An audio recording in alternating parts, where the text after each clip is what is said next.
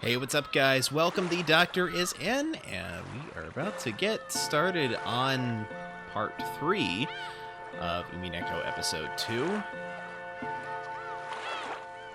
me just do a little housekeeping here. Hello, Christonium. Thank you for joining. Give me just a second. I want to make sure my sound alerts are working. Okay, we're good to go. And since you're here, we'll go ahead and give you a shout out. It's a lot easier to do this today than it was when I was playing Portal. Let's see.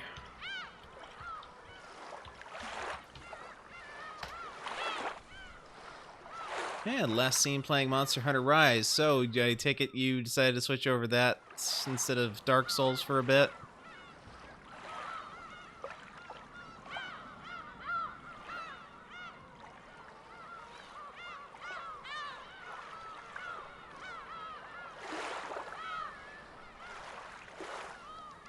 Anyway, Edfan sends her apologies. She said she could not make it in here tonight, so if you were used to interacting with her in the chat, alas, she is not going to be on. So, that being said, let me do some more hydration here.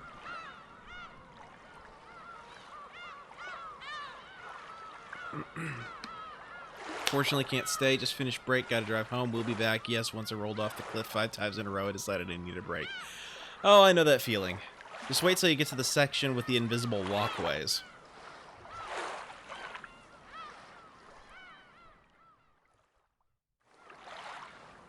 Okay, just checking on a couple things here.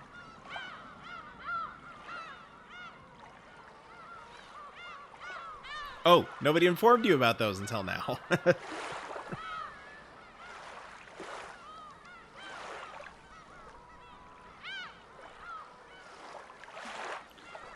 Alright, there we go.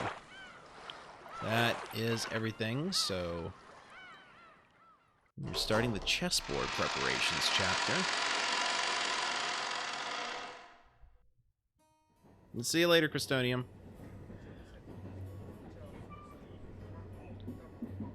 Okay. They had eaten breakfast at a coffee shop in the station building. By chance, the inside of the shop had been decorated with Halloween colors since it was in October. Maria had seemed to be awfully pleased with that. Hold on, my headset seems to be acting funny. Welcome, Chick Dude. Thank you for joining. And thank you for lurking, Mickey Taco. How are both of you doing today? Glad to have you here. For quite some time, she talked loudly inside the train about wanting to have a Halloween festival, without caring that she was attracting the attention of others. Halloween is popular in Europe and America, but people aren't that familiar with it in Japan. The shopping district was colorfully decorated with orange pumpkins, but the costume parades of children demanding sweets and saying trick or treat were nowhere in sight. Ooh, I want a Halloween festival. I don't want to wear these clothes. I want to look like a witch. Ooh, ooh. You certainly sound like one. Lurking for a reason, not a good day, but I digress. I'll enjoy listening while drowning my sorrows in cranberry juice. Yeah. Understandable. Huh? Hope you feel better.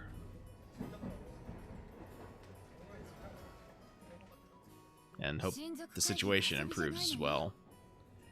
The family conference isn't for playing. We're going to meet grandfather, so you have to dress up nice. While it wasn't completely full inside the train, it was really packed with almost all the seats occupied by passengers. Maria was making a fuss among them, stomping her feet on the seat while Rosa scowled at her. That is a very wide train, I just realized.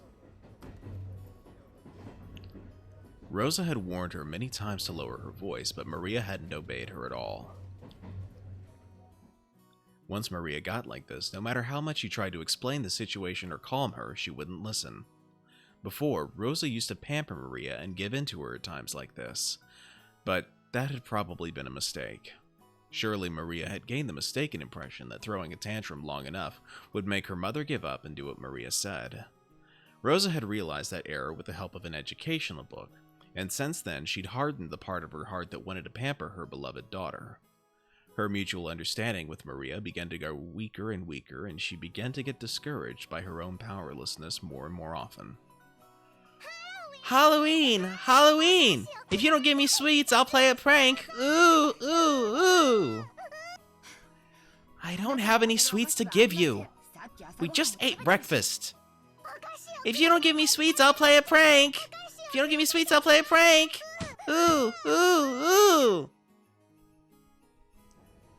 A stout old woman who was sitting nearby as Maria stomped her feet picked a candy out of her handbag and held it out to Maria. Ooh, I got a sweet! I got a sweet! Look, look, Mama! Mama! Happy Halloween! Hey, Maria, you can't just accept sweets from strangers, right? Give it back! Oh, don't worry about it. Oh, she's such a spirited young lady. How old is she? Maybe there was no malice in the old woman's words. However, Rosa seemed to find that remark extremely humiliating. Maria, haven't I always told you not to accept sweets from strangers? Ooh, ooh, she gave it to me. Ooh, ooh, no, it's mine. Let go of it! How many times do I have to tell you to do what Mama says? It's mine! Mine! Ooh!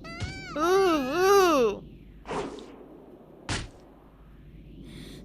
Don't I always tell you not to say ooh, ooh? Ooh, ooh, ooh! Rosa reflexively hit Maria violently on her cheek. In a flash, Maria started crying loudly. Rosa immediately took the candy from Maria's hand and pushed it back towards the dumbfounded old woman sitting next to them. Please do not just give sweets to my daughter! I am so sorry. Breathing heavily, Rosa once again held the candy out to the old woman. After getting flustered about what she should say for a few moments, perhaps the old woman realized that her actions may have troubled this parent and child, and she accepted the candy back, apologizing.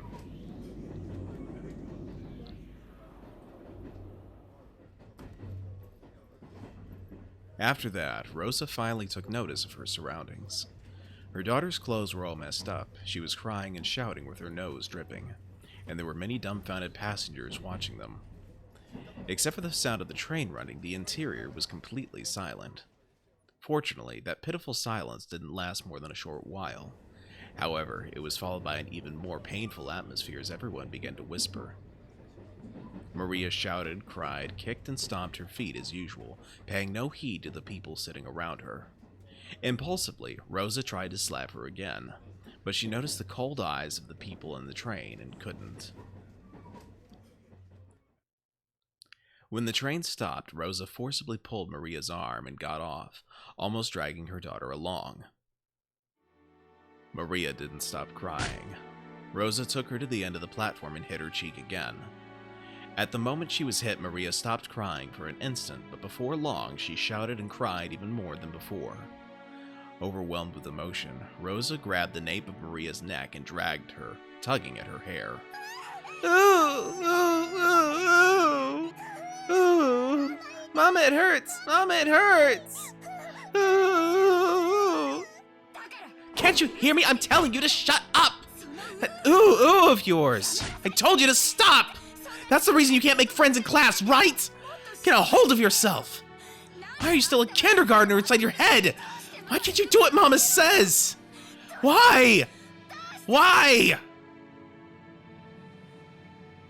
With those severe words, Rosa hit Maria's cheek over and over again. The more Maria cried and shouted, the more Rosa hit her. And the more Maria was hit, the more intensely she cried and shouted. Mama, it hurts! Mama, it hurts! Mama, save me! Mama, save me! Why can't you just stop that whining? This is exactly why you can't make friends. This is why Papa's business trip never ends. This is why excuse me, ma'am, is everything all right? Do you want something? The one who called to her timidly called to her was the station attendant. Rosa glared at the attendant with a look that said, "Don't butt into the problems of a mother and child, stranger." Of course, the attendant surely hadn't wanted to get involved either. However, Rosa had been yelling on the platform for a much longer time than she had imagined. Her emotional scolding had led the passengers on the platform to advise the attendant to call out to her. Rosa yelled at the attendant. Commander Chambers, another reminder that Burnt Castell did nothing wrong. Well, she hasn't done anything wrong yet. Or has she? I don't know.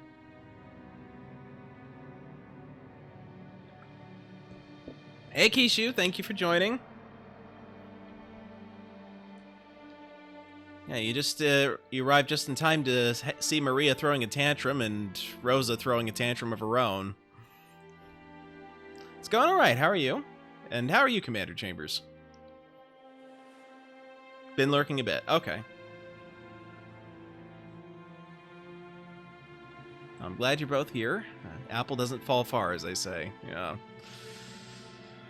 Well, I mean, as it was saying a moment ago, it was just kind of a vicious cycle. She was slapping her because she was oohing, and the slapping her made her ooh more, so... just a mess. Fine, tend to be everywhere nowadays. I'm like the merchant from Resident Evil 4. Welcome!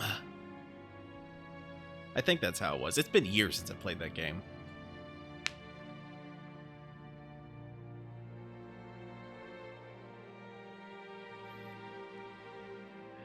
Let's see. Rosa yelled at the attendant, saying not to worry anymore since they'd be getting on the next train. And then finally, or rather for the second time, she noticed the passengers on the platform staring at her from a distance.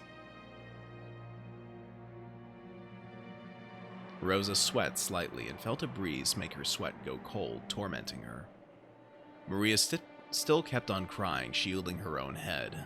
Of course, if this beating continued, she'd probably keep crying indefinitely.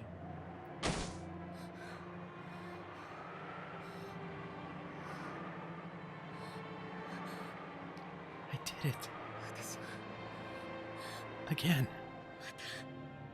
As the terrible heat in Rosa's head faded, she knew she had surrendered her soul to evil again. Mama! Mama! Mama, come back! Ooh, ooh, ooh. Rosa fell to her knees and hugged Maria, whose face was all soggy with tears and mucus. Maria, I'm sorry. I'm so sorry. Mama. Mama. Welcome back. Welcome back. Finally, Maria realized that her mother was her mother again. Someone should email 7th expansion, have Novelle hired as an English dub narrator for this. Thank you, I appreciate it. There was talk of an English dub like 3 years ago, but I've not seen heads nor tail of it since then. Like, the last official word we got from it is that they officially can't say anything more at this time. Make of that what you will.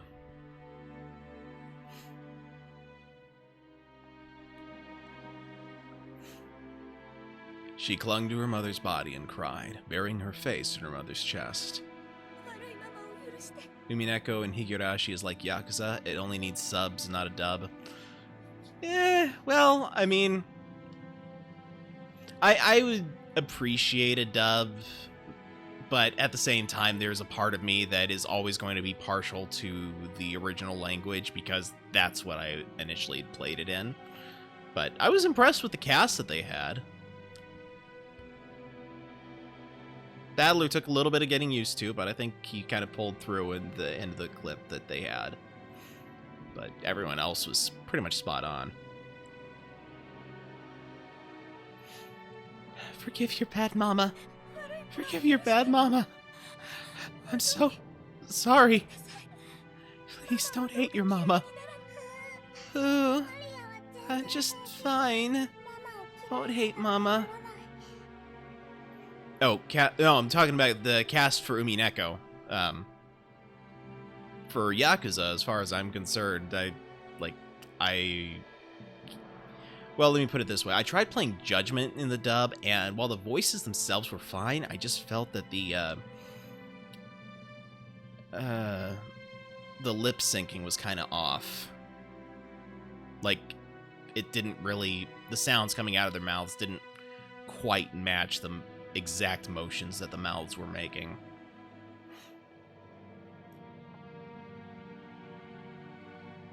That, and it sounds like the English dub scene sounds like it was recorded in a studio, whereas the Japanese audio sounds more like it was recorded with a boom, if that makes sense. Mama was only being possessed by the bad witch again. But you came back, so I'm just fine. Yeah, that's right. Mama was just being possessed by the evil witch again. I'm sorry. I'm so sorry. For a long time, the two of them hugged each other, asking for and sharing words of forgiveness. After a while, they calmed down and both moved back at the same time. Maria's face and Rosa's face were both deep red after crying their eyes out. Do you want to have a Halloween festival, Maria? Yeah? I wanted to show those pumpkin marshmallows to Giorgio Nichan and Jessica One-chan. It was a candy they'd been selling near the cash register at the shop where they'd eaten breakfast. A fancy sweet that had a big orange marshmallow in the shape of a jack-o'-lantern attached to the tip of a stick. Maria had wanted it and had insistently pestered Rosa for it. Rosa had refused, saying that there was no way she could buy sweets right after breakfast. Then, Maria, I don't know if they sell those in this town or not, but let's get off and try searching for them, okay?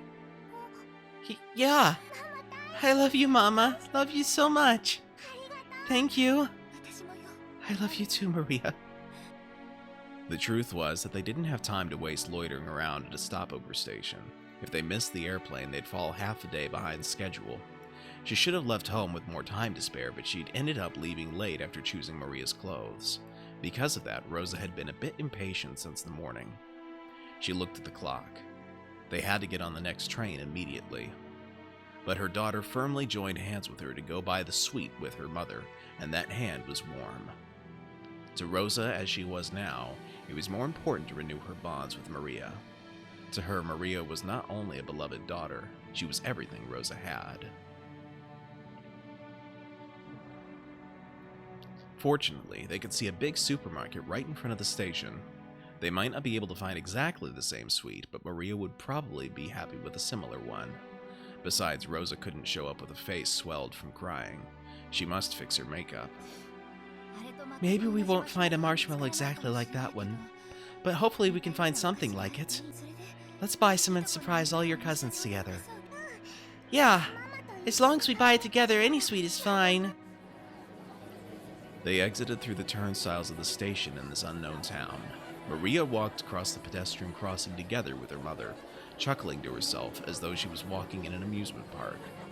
Both faces were still deep red, but the two of them, mother and child, smiled warmly at each other without any restraint.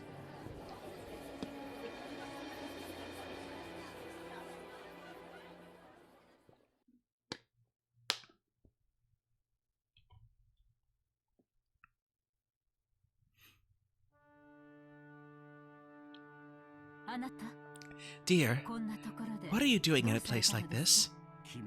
Oh, it's you. It's nothing. I just find this a pleasant place to think. All of our preparations for today have been completed. Why don't we have some tea and relax while we wait? Forgive me. I'm always making you handle such troublesome matters. Please, rely on me even more. I am your wife. Naturally, I am grateful to have you always coming to my aid. That's precisely why I'm able to devote myself to my work. I understand. I understand about your work. And the topic of father's inheritance, right? That has nothing to do with you. It's nothing more than fishing for rotten meat amongst greedy siblings. It's okay, dear. Everything will go well. Your businesses have never failed to work themselves out. Natsuhi softly cuddled close to Krause's shoulder. She complimented Krause on his hard work, but Natsuhi knew better than anyone that his work wasn't going well. Krause's project was something like a seesaw where a large amount of money swings. Big investments can lead to massive payoffs, but like large seesaws, they tend to shake a lot while moving very slowly, instead of showing immediate results. At times, it's possible to make further investments so that the seesaw inclines faster towards the side you want. Of course, you'd only do that if you were confident you'd be able to recover all your investments in the not-so-distant future. However, the seesaws Krause chose never turned out as he would have liked them to. His foresight wasn't wrong, but the times were moving sluggishly. They never managed to catch up with him. For example, think of a literal seesaw placed in a park. It's a really popular item, so there's always someone playing on it, and you've got to wait a long time for your turn. Let's say that one day you spotted one of those seesaws that was completely unused, and you raced to grab it first and have it all to yourself. However, unless someone got on the opposite side of the seesaw, you wouldn't be able to play on it. What if lots of time passed, and nobody came to the opposite end? Seesaws are popular, so if you wait long enough, a companion will surely show up. But Krause noticed something. The weather's getting worse, so nobody's coming outside to play. But seesaws are popular, so someone will surely come eventually. If he vacated his place because of the worsening weather, it would certainly be snatched away, and once again he'd end up longingly gazing from a distance at someone else having fun on the seesaw. On one side of the seesaw, he continued to wait patiently, all alone. That was Krause's project, and his current situation. If only I'd had a bit more courage and the self-confidence to believe in my own foresight, I would never have failed. Yes, that's true. Your foresight is never wrong. You are the only one who inherited father's resourcefulness. You inherited an innate disposition that none of the other siblings did.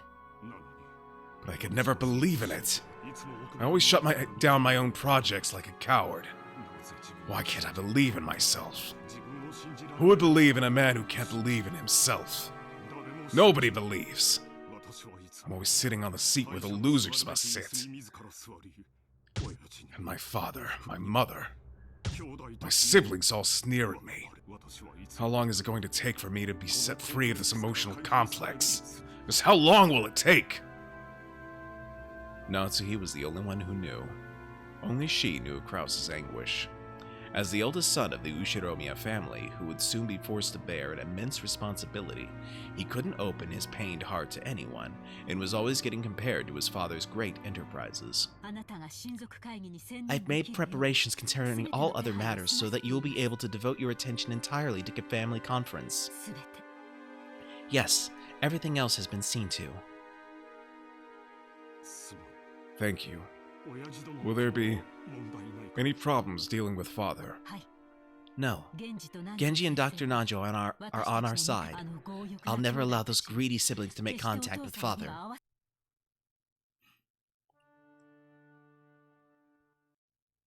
Interesting. Hello, Goda here. Yes, please leave it to me. I'm anxious to put my skills to work for the big annual job. I can't remember if that's the voice I used for before, but oh well. In the kitchen, multicolored ingredients were gathered and the preliminary arrangements were promptly being started. Even though it was still morning, the ingredients for dinner were already in saucepans and steaming. Normally, he had to deal with several assorted matters, but on the day of the family conference, he could devote himself entirely to cooking. To Goda, who was originally a chef, this was surely the greatest gala occasion of the whole year. Yes, dinner will be calf steak. A wonderful cut of meat is already anxiously waiting for tonight in the refrigerator. Please be sure to look forward to dinner. It was rare for Goda to be in this good of a mood towards his fellow servants. Goda bragged about being the Ushiromiya family's personal chef, and knowing he was considered worthy to display his excellent cooking at the family conference was his greatest honor. Actually watching an anime while watching me at the same time. Nice. Well, thank you for lurking. Appreciate that. Understood. I will leave everything to you. Also, is Kumasawa there? On that note, if you guys would like to join the Discord and you're not already a part of it, the link is in the chat right now. And also my YouTube channel if you want to catch up on anything you missed. And finally, if you want to get the most up-to-date notifications on when I'm going live, short of following and hitting that bell for the notification, you can also follow me on Twitter.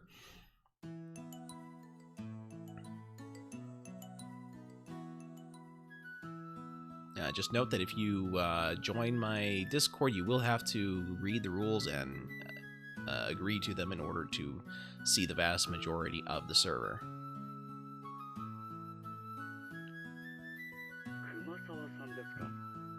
Kumasawa-san? I happened to see her earlier, but she's not here. Perhaps she went to get things ready in the guest house. Is she loafing around again? No, it's fine. Please continue with your work. Yes, leave everything to me, Goda. Leave everything to me, Goda. Genji placed the telephone back on the receiver, sighing lightly. Genji sighed once again, thinking of Kumasawa, who was probably hiding again, even though things were this busy. And the ostentatious Goda, who only felt like doing anything on a day when he could show off. Excuse me. The preparations for all the room in the guest house are complete. We received instructions from Milady to prepare a room for 4 people, so that the children can spend the night together. So what shall we do? I hear Battler-san will be coming for the first time in 6 years. Presumably, Milady wants to stay up late into the night with her 3 cousins. Make the preparations. You do not need to tell Madam. I see. Certainly. So tonight we will have the late light shift, followed immediately by the morning shift. Looks like these 2 days will be tiresome. Speaking of which, the weather forecast is saying a typhoon will strike in this area. Will everything be alright? Assuming the typhoon doesn't stray too far from its course, it may affect the boat ride back for the family members. The family's conference schedule might be extended until Monday or Tuesday. Our task may be a long and tiring one, but I earnestly ask that you take care not to make any blunders. Shannon, remain calm and do not panic. Ganon, be sure to greet our guests in a sociable manner. Yes. I'll be careful. I'll be careful. Today we must conduct ourselves in a manner suitable for a very important guest. See to it that you make no blunders. We understand. All guests who visit here are important. The way I voice Genji sounds like Joshua Graham from Fallout New Vegas. I've actually never played, but out of curiosity, do you know who voices him? Ganon, in the truest sense, we will be receiving a very important guest today. Make sure that you are prepared. Yes, sir. Shannon, is something the matter?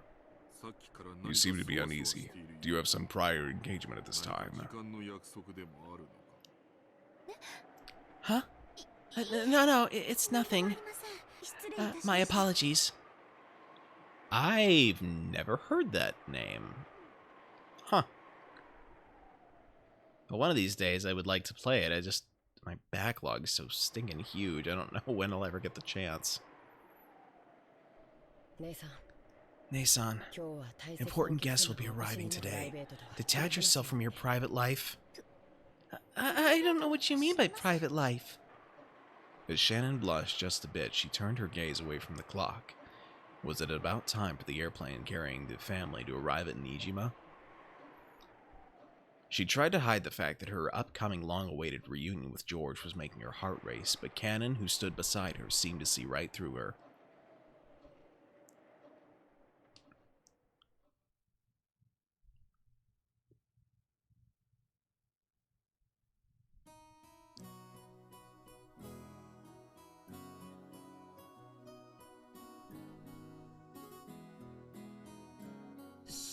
Shannon, please don't say a word and accept this.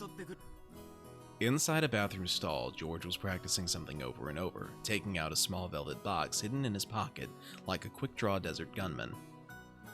Ever played Mass Effect 2? No, I actually only finished the first one for the first time just a few weeks ago.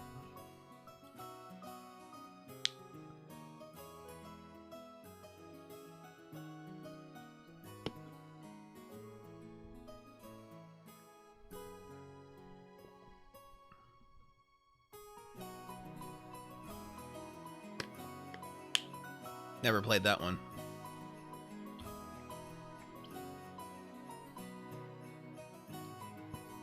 Alright.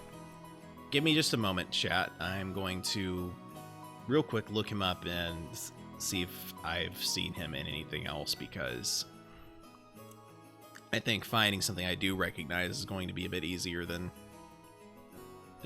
having a bunch of suggestions of where I might recognize him from. See, it's Keith Cesar or something or other. Alright, good.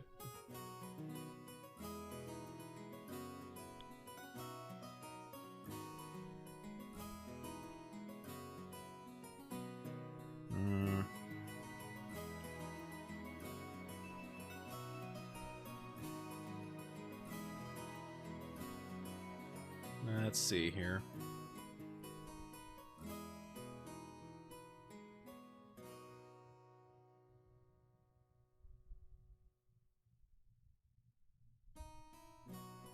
I'm seeing him in a few things that I've actually played, but so far nothing I actually recognize.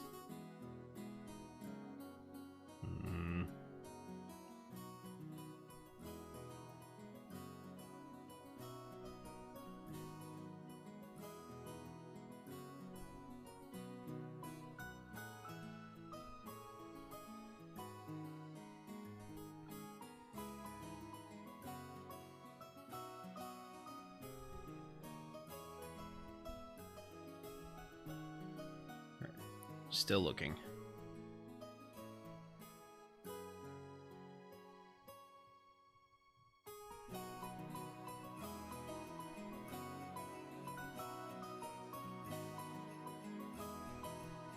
Yeah, I'm looking at his IMDb page, and it's pretty extensive.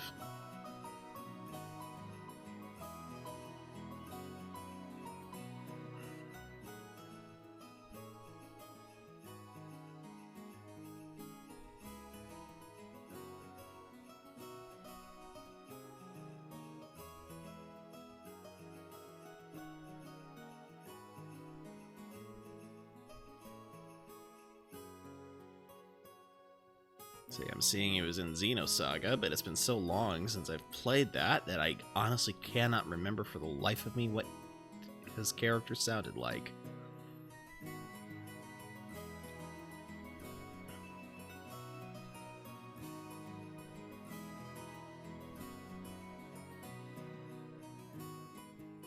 Yep. Nothing I recognize offhand.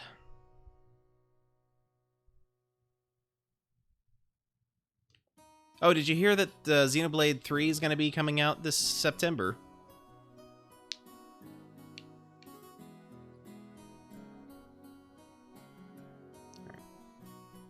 Yep.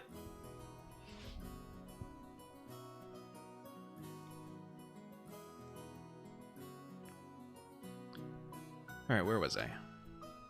違うな That's not it. シャノンは Shannon likes men who are more assertive. I've got to pump it up with more horsepower. シャノン Shannon, put this on your ring finger. つけるんだね That's an order, okay? If I don't say properly that it's on the left hand, maybe she'll put it on her right hand. No, Shannon isn't that ignorant. But unless there's some room for her express her free will, that'd be a little,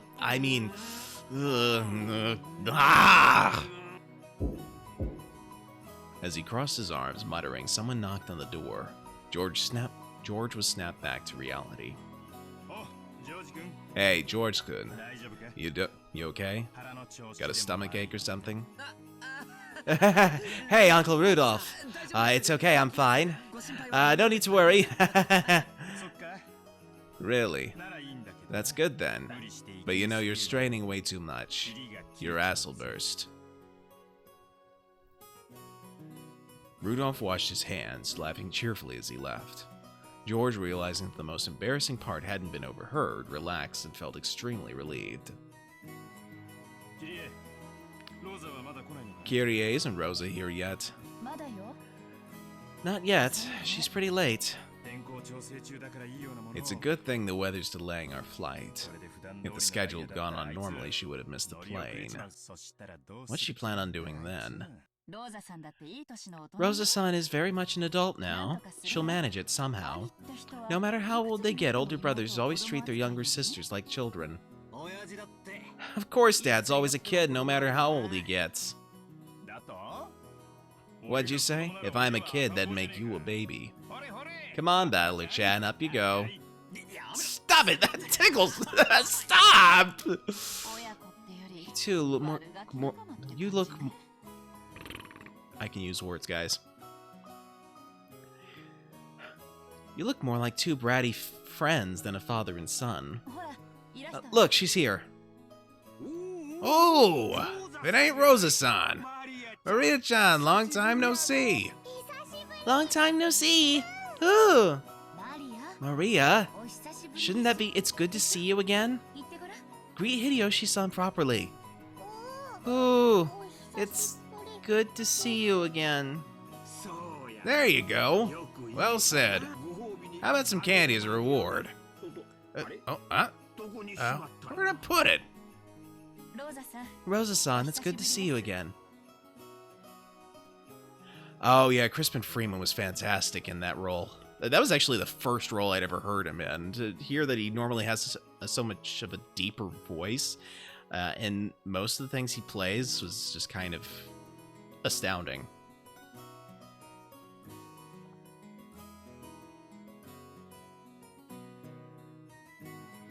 Orange is the color of my loyalty.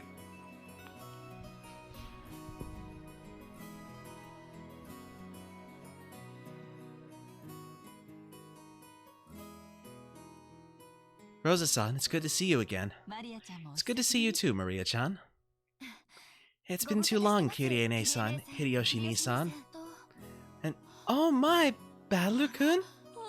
Look how big you've gotten. Ah, come on. It's embarrassing to hear that from everyone I meet. おうローザ Hey, Rosa, 遅かったな you're late. 飛行機がダイヤ If the plane was on time, you'd barely have made it. I'm sorry. 列車の接続 We had some trouble making our train connection. So, are we waiting on the weather again? また天候調査中なの Okay, one moment.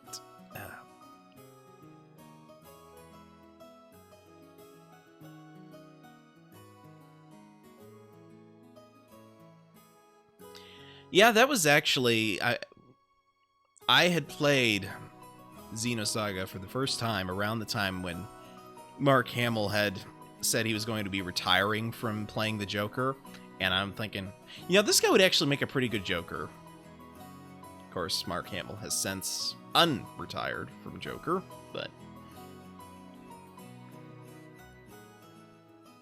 I would still love to hear Crispin Freeman's take on it.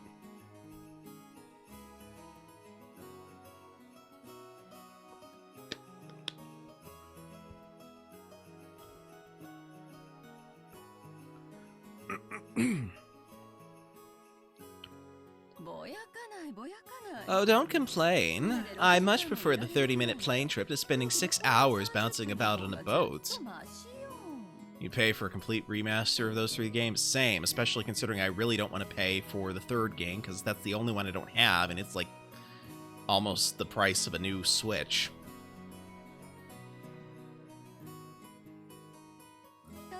Even if we were kept waiting here for an hour, it's still much faster overall. Is that Maria? You sure have gotten big. She's at that growing age. You haven't seen her for 6 years, right? Of course she's changed. Women are creatures who can be born again in a single day when they have a change of heart. Who? Maria, noticing a big man she didn't recognize mixed among the relatives, hid behind Rosa's back and glared at Battler. Come on, Battler, say hi. The last time you met her, she was just 3 years old, so you're practically meeting for the first time. Yeah, of course you wouldn't remember something that happened when she was 3. Hey, Maria, long time no see. Sure have gotten big. Maria, this is Battler Oni-chan, Rudolph Nissan's son. Understand? The brother's son is... The brother is the son... Oh! She was obviously on her guard. After all, it was hardly surprising that she'd be scared if a large guy like Battler suddenly started speaking frankly to her. Battler noticed that as well and thought of various ways he might approach her. Then he spotted the candy she had in her hand. It was the jack-o'-lantern sweet Rosa had bought for her. I see! It's October, so that must be for Halloween. If you don't give me sweets, I'll play a prank, right? Normally, trying to snatch a sweet away from a small child will result in them crying and screaming. The adults seemed dubious about Battler's tactics, but Maria looked unexpectedly pleased, her face splitting into a wide grin. Halloween! Halloween! See, Mama Battler also knows about Halloween. See? See? Hey, call him Battler Oni-chan. Sorry, Battler-kun. No, don't sweat it. Please, call me Battler. Because I'll be calling you Maria. Look, Maria, it's Halloween. If you don't give me sweets, I'll play a prank. If you don't give me sweets, I'll play a prank. That's a much cuter laugh from her.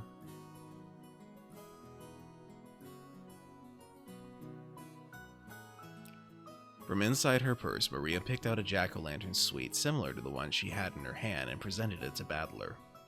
When Battler accepted it, that seemed to be enough to confirm their friendship. The adults were amazed at how good children can be at getting along with each other.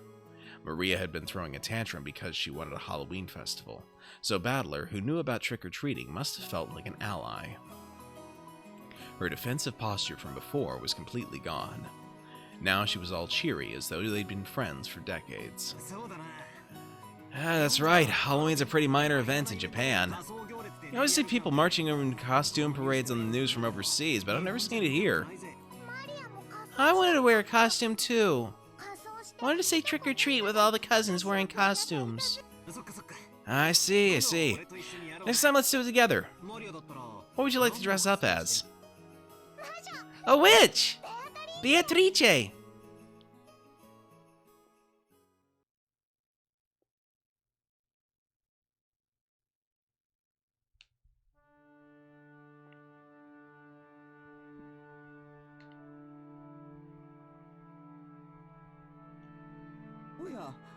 Oh, milady, what are you doing in such a place? Madam was looking for you. I'm here because I don't want to be found. Hey, I'm sure she just wants to scold me, like, is your appearance alright? And watch your language! Without a doubt. You know, when the day of the family conference comes, I always start thinking about this witch for some reason. Oh? And why might that be? The family conference is the day when everyone related to grandfather gathers.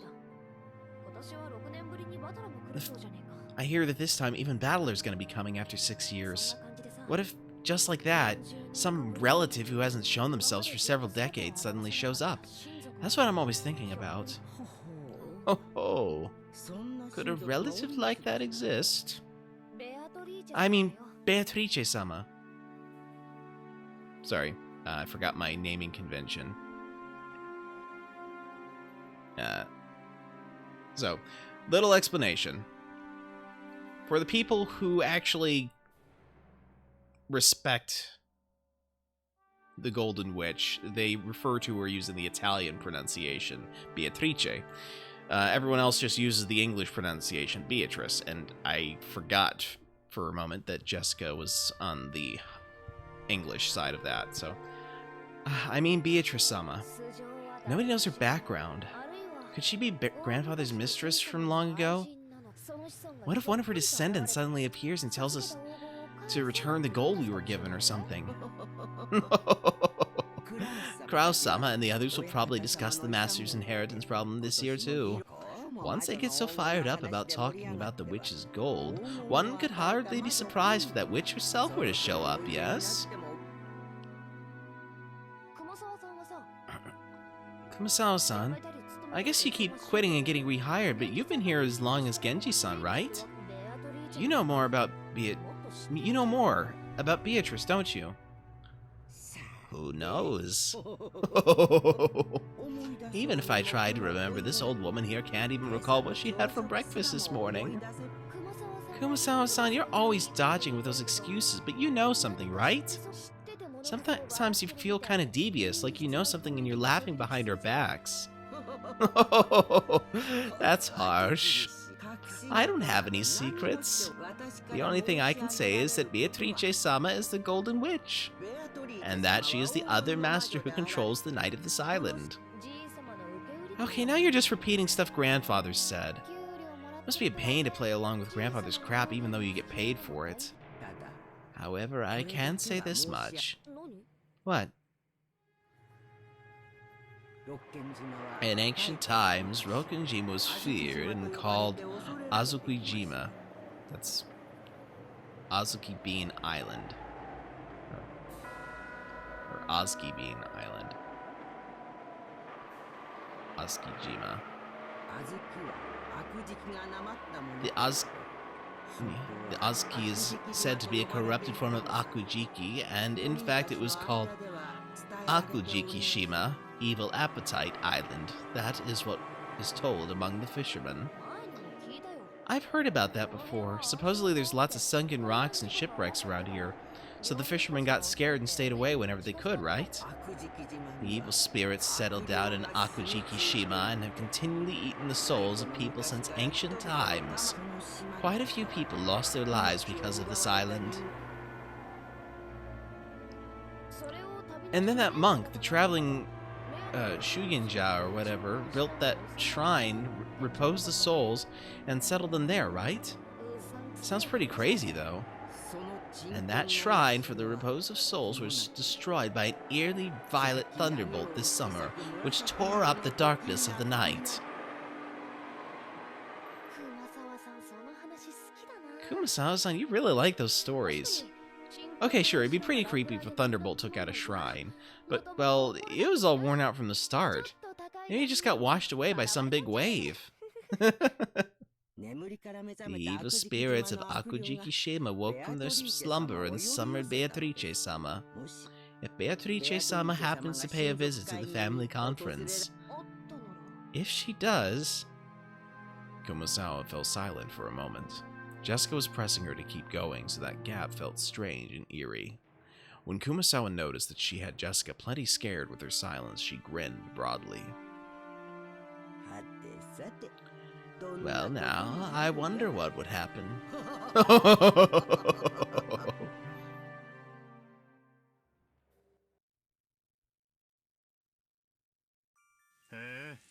Well, that sounds great.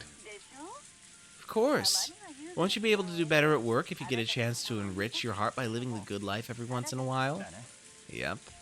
Can't live right unless both your wallet and your heart are enriched, after all. Sure, I'll keep that day open. Go ahead and make reservations.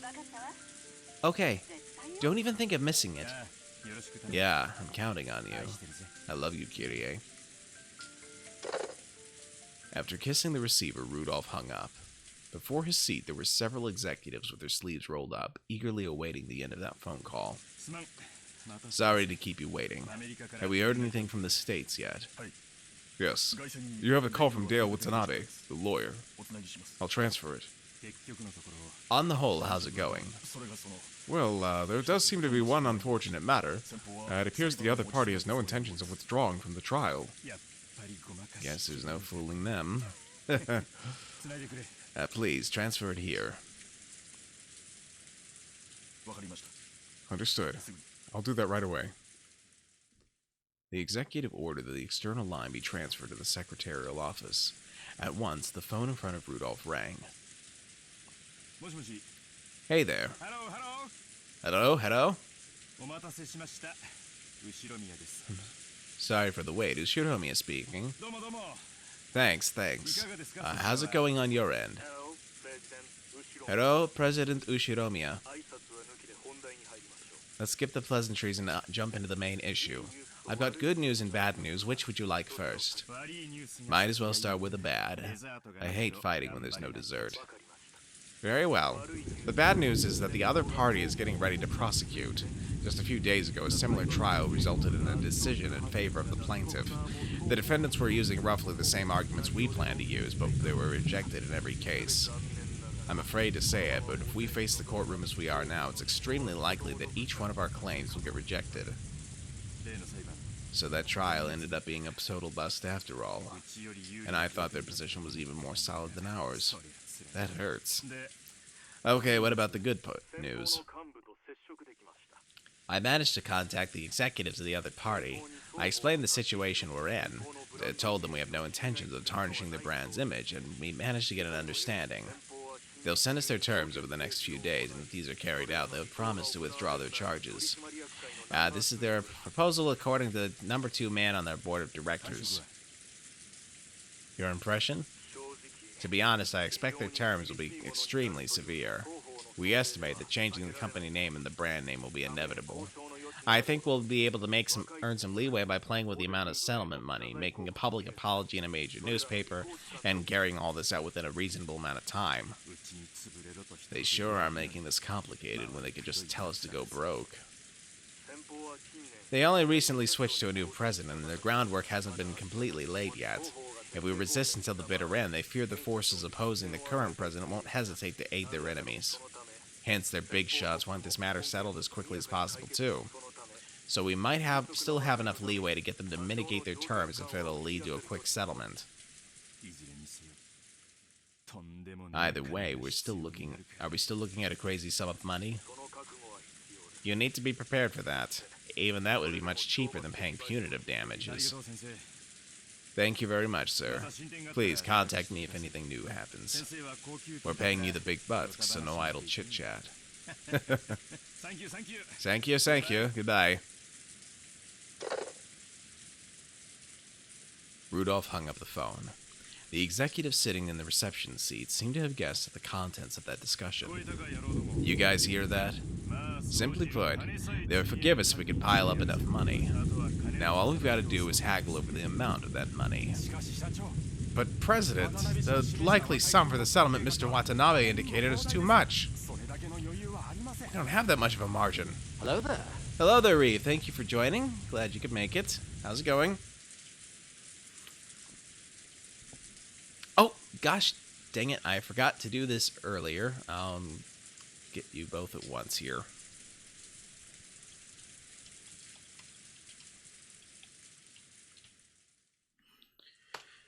Okay, we got one shout out for Kishu Kyralia.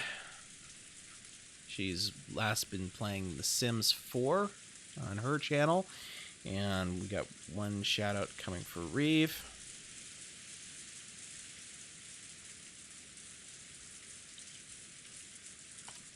Who was last playing Banjo-Kazooie. Yeah, go check both of them out. Well worth your time. Both of them are quite enjoyable, so if you like their content, you should definitely... I mean, if you like what it is they've been streaming, then you should definitely check them out. Or check them out anyway and see if you like what they're streaming if you don't know anything about what they're streaming. And you're welcome.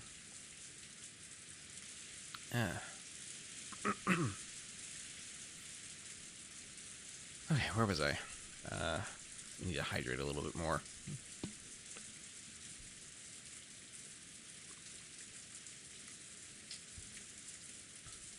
Okay.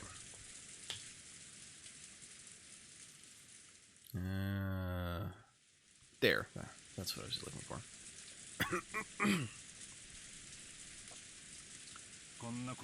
If we'd known this would happen, we never would have started diversifying. The calculations were that we could escape a capital crisis we managed to endure for 3 years. To think we'd be stabbed at a time like this. How bad can our luck get? I guess we fell at the step of the hop, step, and jump. It's enough to make you cry. We have no choice but to draw the money from the main bank. Banks are no good. They only bet their money on winners. The economy's improving, but we can't show weakness to the banks. President, do we have access to any funds that are unaccounted for? Funds that we're unaware of? Quit it. Do I look like that kind of man? The contents of my wallet are totally exposed to you guys, okay? The account books over there show all our company has. In that case, we need to raise money. We need a sponsor who can draw in several million for us as soon as possible. President, couldn't something be worked out with one of your personal connections? President! President! Calm down, you bastards. Let me worry about raising the money. You guys just keep the business running without making too much noise. Our accusers are saying they'll let us be if we can show them the money. We've already got thick pipelines in Asia.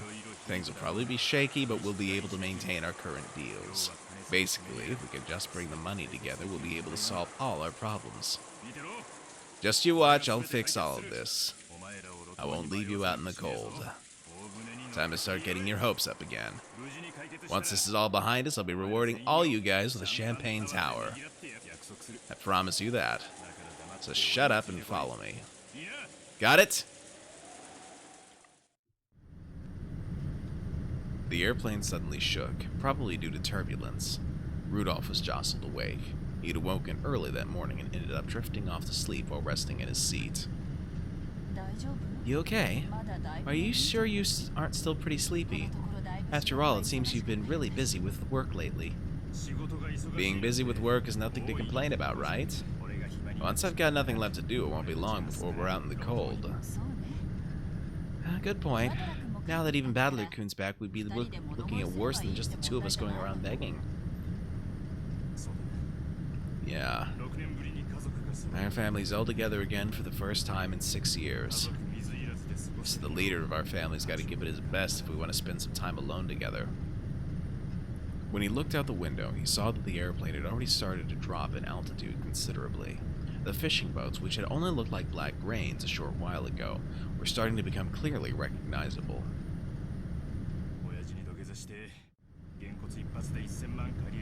If I could prostrate myself before Father and get 10 million yen every time he slugged me, I'd do it a dozen times. Or maybe he could just go and die already. I always depended heavily on his financial support, and now I'm after his inheritance. I'm headed straight to hell. I can hardly complain if Father doesn't want to meet the man I've become.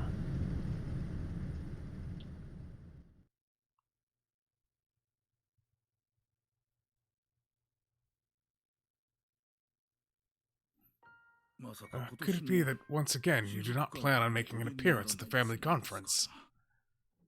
Nanjo looked at Kinzo's face, sighing. Kinzo's eyes remained rooted to a strange book on magic. I have no intention of joining those vultures in their debate. They can discuss how to suck my bones dry on their own. How utterly contemptible. My. How troublesome. Nanjo shook his head slightly.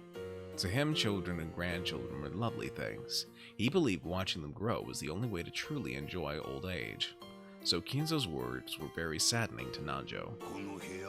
If the time comes for me to leave this room, I will show myself, just as she does not show herself yet. When Kinzo raised his face, his gaze pointed at the portrait of the witch, which was respectfully displayed on the wall.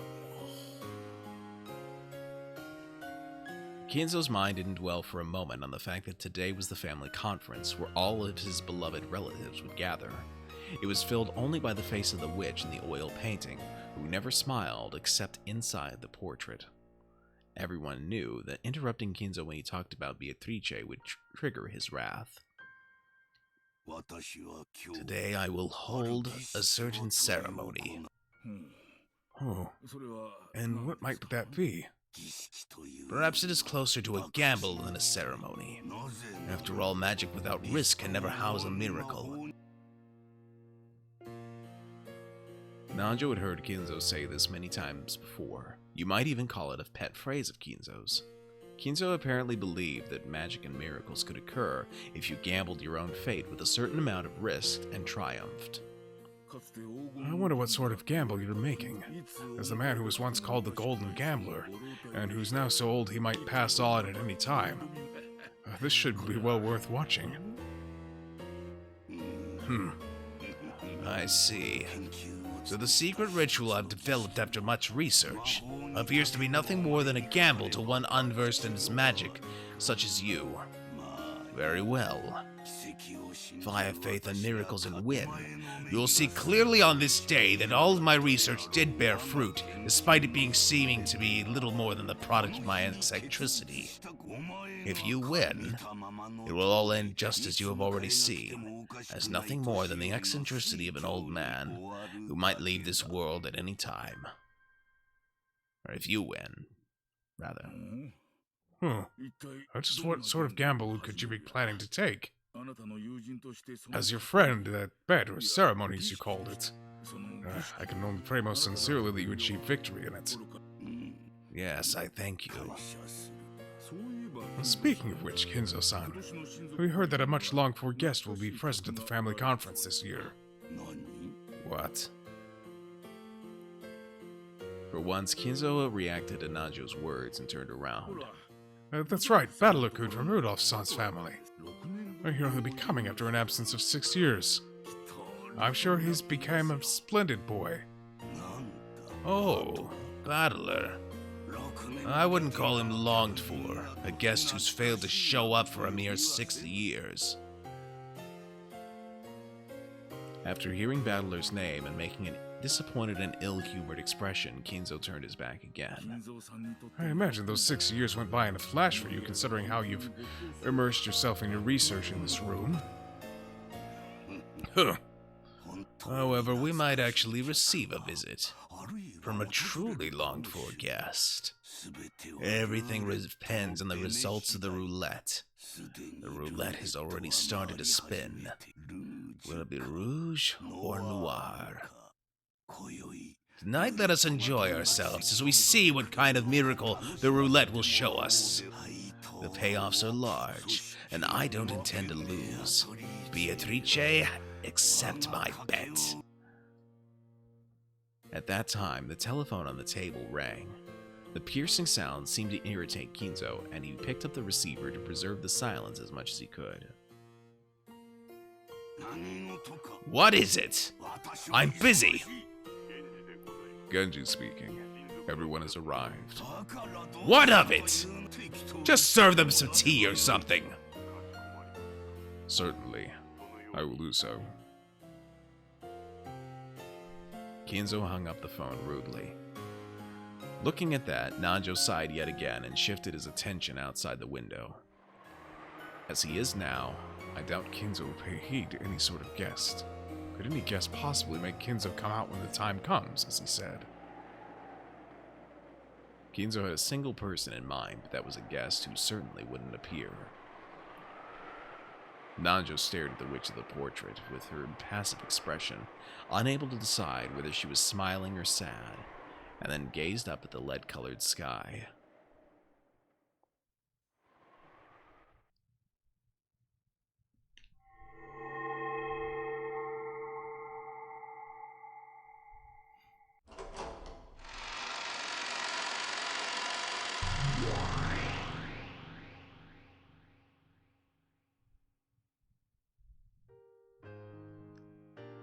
So, are all the pieces in place?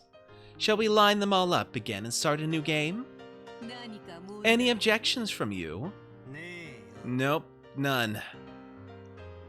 The witch looked at him challengingly while elegantly smoking her pipe. And Battler?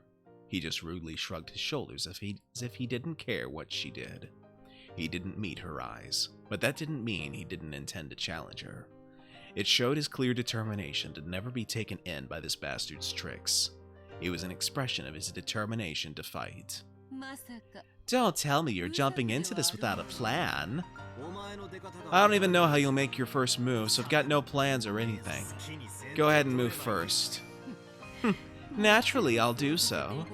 How shall I break down your defenses? How many moves will it take to checkmate you? This is where you'll see me at my finest. No matter what moves you come at me with, I won't believe in you.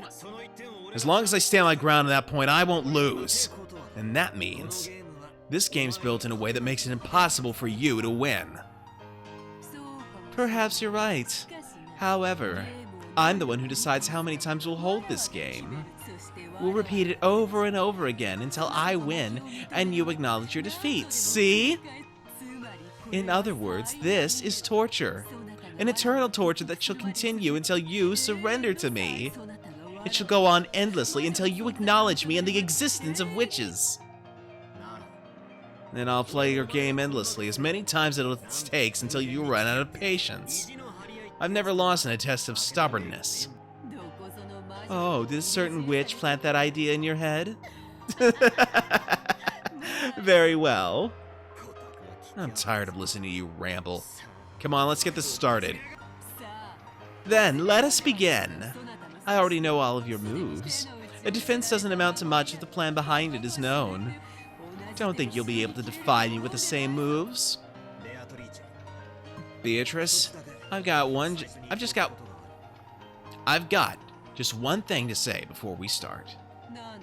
What is it? Go ahead and say whatever you want. When it comes to whether I believe or not, that is something I'll decide for myself. No matter how impressive this magic of yours is, my soul won't yield to you. You think this is torture for me? You're wrong. Then what else could it be? This is torture for you. Someday you'll surrender to me and give up. Until then, you'll be tortured over and over again. How amusing. What an entertaining metaphor. Torture where we torment each other. Yes, truly amusing. Come, shall we begin that torture?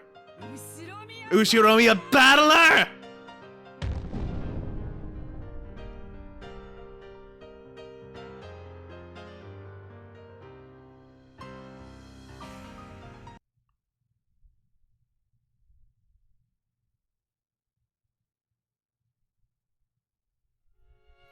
Okay. Chapter break, which means that it's time for me to take a stretch break, so I'll be back in just a few minutes.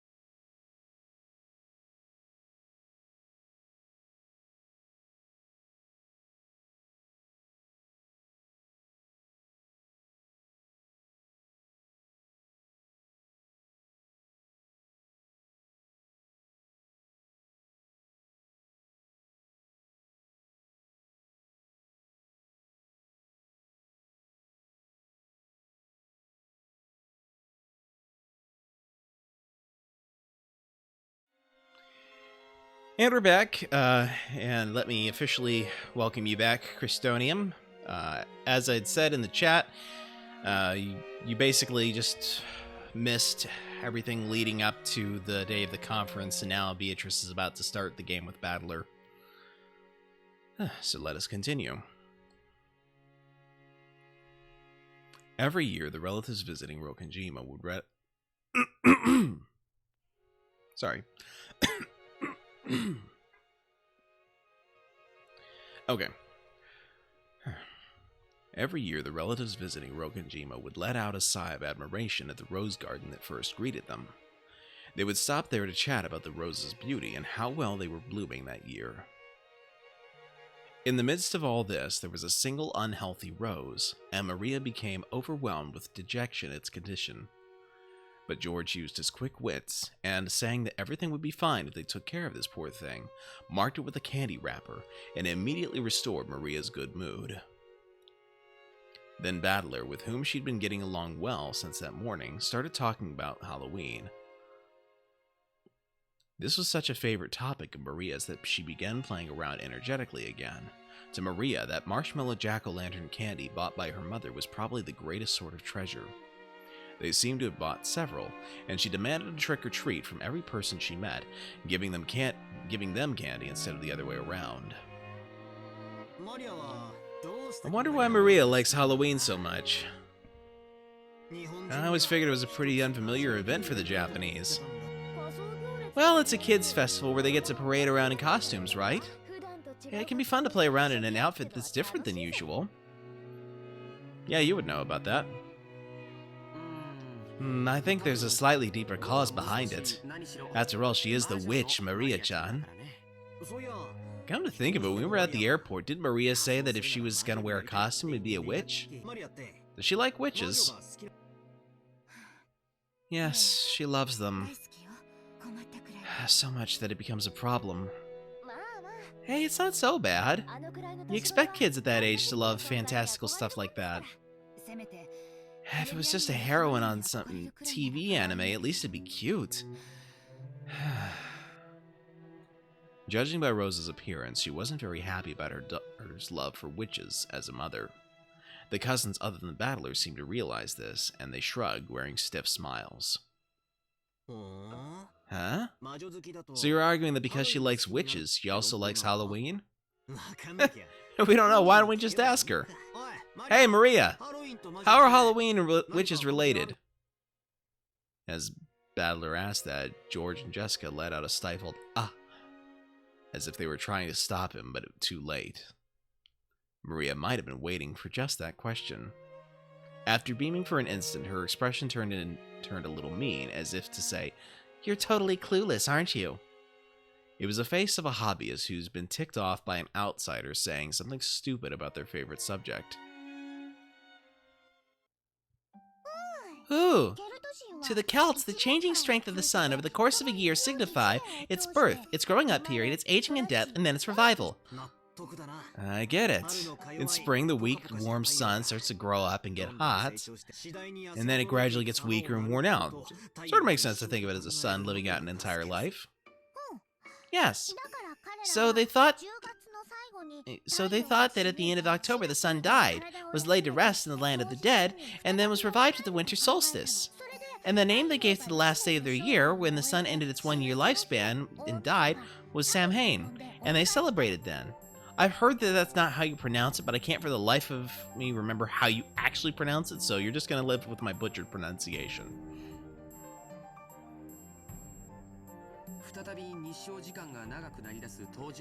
It's an interesting idea to think that the sun is revived on the day of the winter solstice when the daylight hours start to grow longer again. It's a case that makes clear how much the ancients regarded the sun as sacred. I see. So, what does that have to do with witches? Seeing that my casual urging forward had slightly infuriated Maria. She glared at me with eyes that told me to shut up while she explained.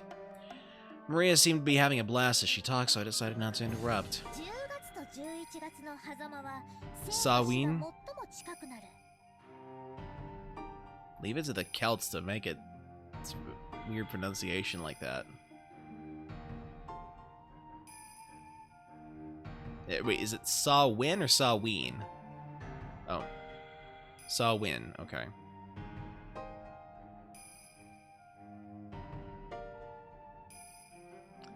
Yeah.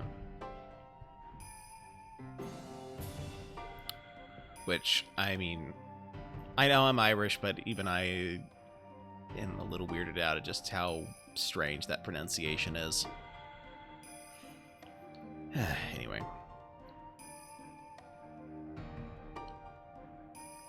In the interval between October and November, life and death become the closest they ever will. The Celts believe that during this time, the world of the living grew closer to the world of the dead and otherworldly beings, and many of those living in the other world would come to visit. It was like the Bon Festival in Japan. At the time, people believed that souls returning to the physical world would go into people's houses or possess people and do bad things. So in order to avoid harm, they performed rituals. One of those was to imitate creepy monsters and scare the souls back, which was apparently a way to avoid being possessed. That part became a festival, which turned into a costume parade. You really know a lot, don't you, Maria? Ain't it the truth? Even I never knew Halloween had such a history. But where did that whole trick-or-treat thing come from? Her knowledge was so extensive that the adults had suddenly started listening in too. Maria, who was normally... Sorry, wrong narrator. Maria, who was normally treated like the youngest all the time, puffed out her chest with pride. Saying that this was just a kids' discussion, Rosa suggested that the adults go on ahead and set their luggage down in the guest house, but nobody else agreed to go with her, and she let out a heavy sigh. Ooh, trick or treat is just for fun. It has nothing to do with what was originally a Celtic ceremony. That was created later when Christian customs were mixed in. However, I think it's right for Halloween to be that way. According to Maria, the souls of the dead were the only ones who visited from the non-human world. They were also spirits with intimate connections to people's everyday lives. Humans could receive favors from those spirits, so they'd manage to gain magnificent blessings, as well as a year's worth of good crops. So, basically, Halloween was also a bit of a harvest festival. I get it. Now that you mention it, I guess October's a turning point in all kinds of ways, including with the seasons. Sort of the opposite of April in Japan. Yeah, that might be a good place to market. Ooh! And also, the witches hold a witch assembly then called a Sabbath. The witches thank the spirits that give out blessings of prosperity and reward them. Halloween costumes imitate the guests that come from the other side. In other words, you might say giving out candy is a way to show gratitude for the yearly harvest. Ooh! Just like Giorgio Nichan says. So Halloween is a time when those two worlds intermingle. In other words, it's the most important chance for witches to intermingle with guests from that world. Is that what you're trying to say? Ooh! Just like Battler says. And you know what? You know what? October's when the power of witches and demons is at its most vigorous and prosperous. I'm sure Beatrice will come. And then we'll eat marshmallow candies together and she'll bring me to the Golden Land with her. We'll sing magical songs together, learn magic spells together, learn how to draw magic circles together, and then we'll learn the secrets of runes and I'll become a great witch really, really quickly.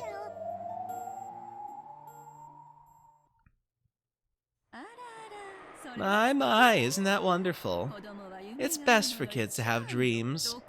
By the way, Rosa, how old will Maria be this year again? Maria, that's enough of that. Don't worry about it, Rosa-san. It's a dream all girls have at one time or another. Thank you very much. But Maria's already graduated from that age. Hey, I'm telling you to stop! Rosa scolded Maria, trying to shut her up before her cheery discussion about black magic earned her the snickers of the relatives. But it's Halloween. You want the snickers.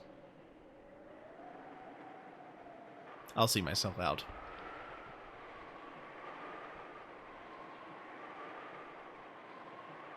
Well, that sounds pretty detailed and impressive. By the way, who is Beatrice again?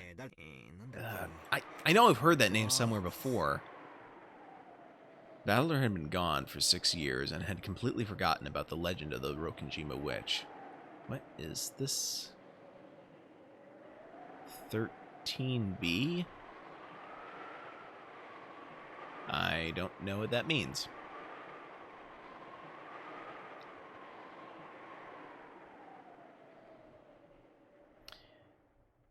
However, when he said he didn't know Beatrice's name, Maria's once bright mood soured in an instant. When he saw that, Battler immediately remembered that it was the name of the witch of this island, but the damage had been done. Until Maria's mood improved, she went on and on about many mysterious and fabulous episodes regarding the Golden Witch. That's enough, Maria. Thank you, Battler-kun, for letting her chat with you. Kana-kun, don't you have work to do?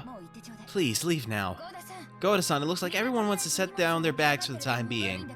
Sorry, but could you guide everyone to the guest house? Certainly. Well then, everyone, allow me to guide you. Then, if you'll excuse me. Goda led the relatives and began to head towards the guest house. They were eager to set down their luggage and take a breather, so they didn't realize that Rosa and Maria weren't coming with them. After watching them lead towards the guest house, Rosa's face changed suddenly. She let go with the hand that had been gripping Maria this whole time. There was a bright red mark there, making it clear how much excessive force she had been using Maria's slender arm. That hand then slapped against Maria's head, pinched her left ear, and lifted. Even though I'm always telling you not to talk about witches, haven't I always said that was our promise together? Mama, ouch! Mama, ouch! Ouch, ouch, ouch!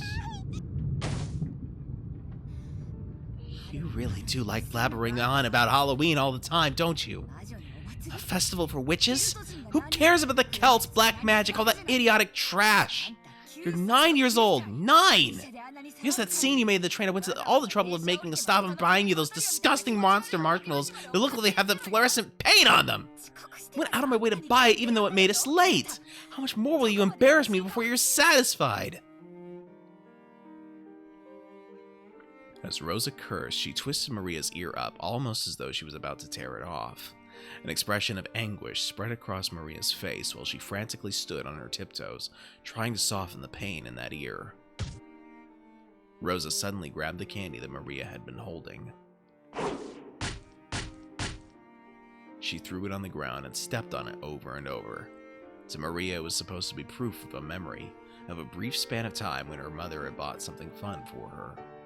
But now that same mother was grinding into the ground right in front of her.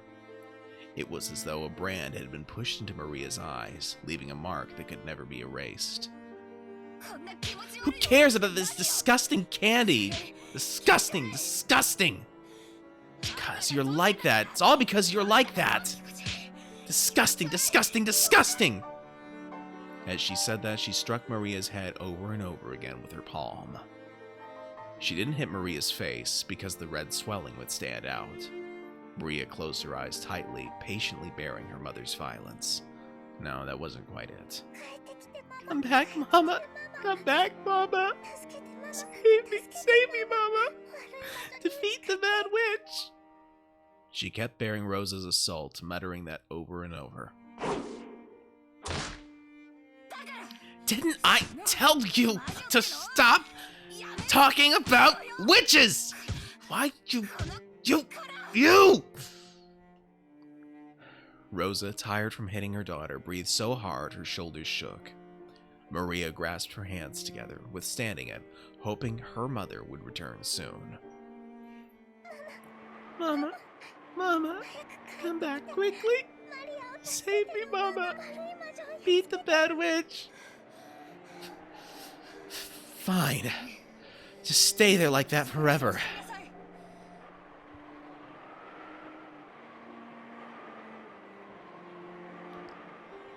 Just stand there mumbling about witches and Halloween forever.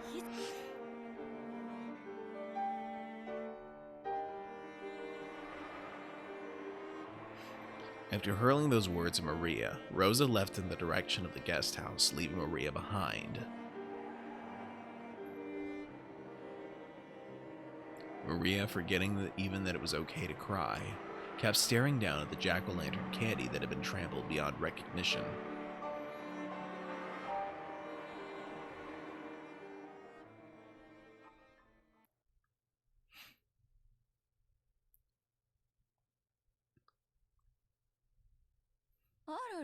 Oh, Rosa. Where were you? I'm sorry. The roses were just so wonderful, I just... ローザ Rosa, set your luggage down quickly and come with us. We're gonna go say hi to Aniki. ん Hmm? マリアちゃん What は happened to どうして Maria-chan? まだ花壇に She's お still る by か the い flower beds.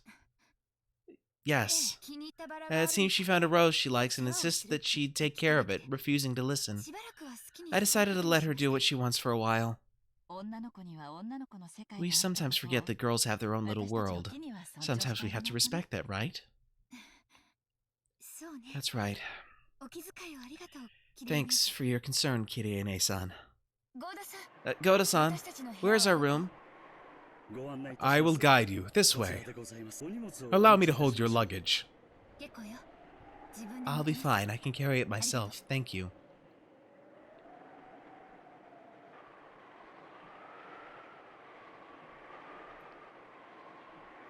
Rosa went into her room, guided by Goda.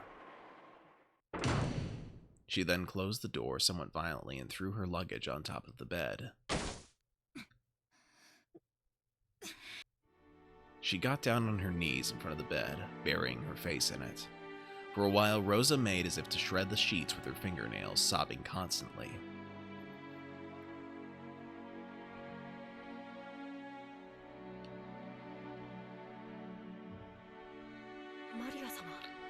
Maria-sama, 大丈夫ですか are you alright?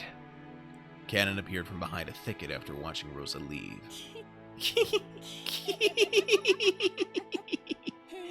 I'm fine. Maria gave a creepy laugh, but to Cannon, who had seen the whole thing, it looked like she was enduring as best she could. She's a horrible person. I can't believe she's a mother. 仕方ないよ It can't be helped. その程度の You can't expect anything better than that to enter a container of that level. マリアは全 I'm just fine. だよ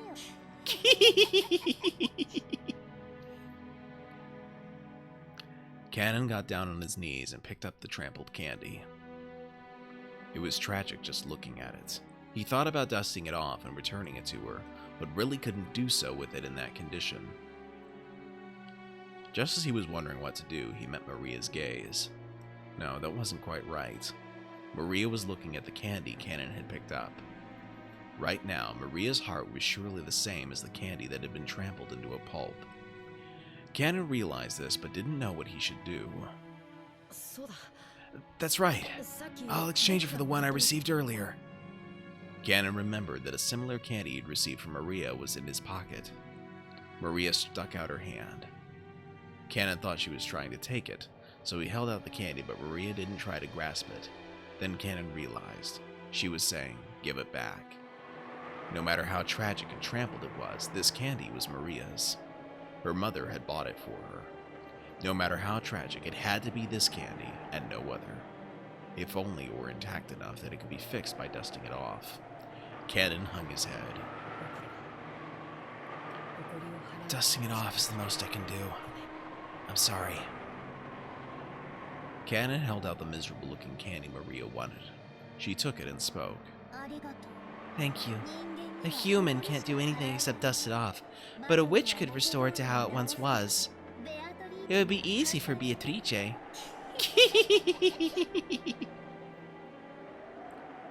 マリア様 Maria-sama, you know about Beatrice-sama. Except for Battler, there was no way anyone related to the Ushiromiya family could have failed to know Beatrice's name. But just now, Maria had bragged about Beatrice to Battler. She had spoken almost as though she was meeting with Beatrice regularly. Cannon felt a sharp pain inside his left hand, which was curled into a fist. In the past, a witch called Beatrice had appeared to tempt him and Shannon. He'd always tried to think of it as a bad dream. However, Shannon insisted that it was definitely a real witch. And then this summer, the shrine to the local Shinto god was hit by lightning, disappearing without a trace over the span of a single night. He knew about Shannon breaking that mirror, and he remembered that as the witch departed, she said she'd eventually be revived. And now, this girl who believed absolutely in Beatrice spoke as though she'd met Beatrice herself. Canon couldn't suppress a vague sense of foreboding welling up in his heart. For a while, Maria remained silent as though she could see into Canon's heart, almost as though she was waiting for a memory of Beatrice to be revived. And then she spoke as though it was a fact.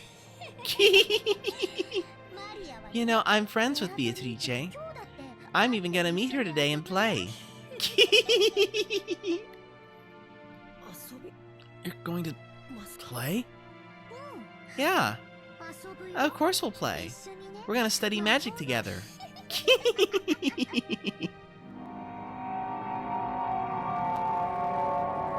Thank you, Reeve.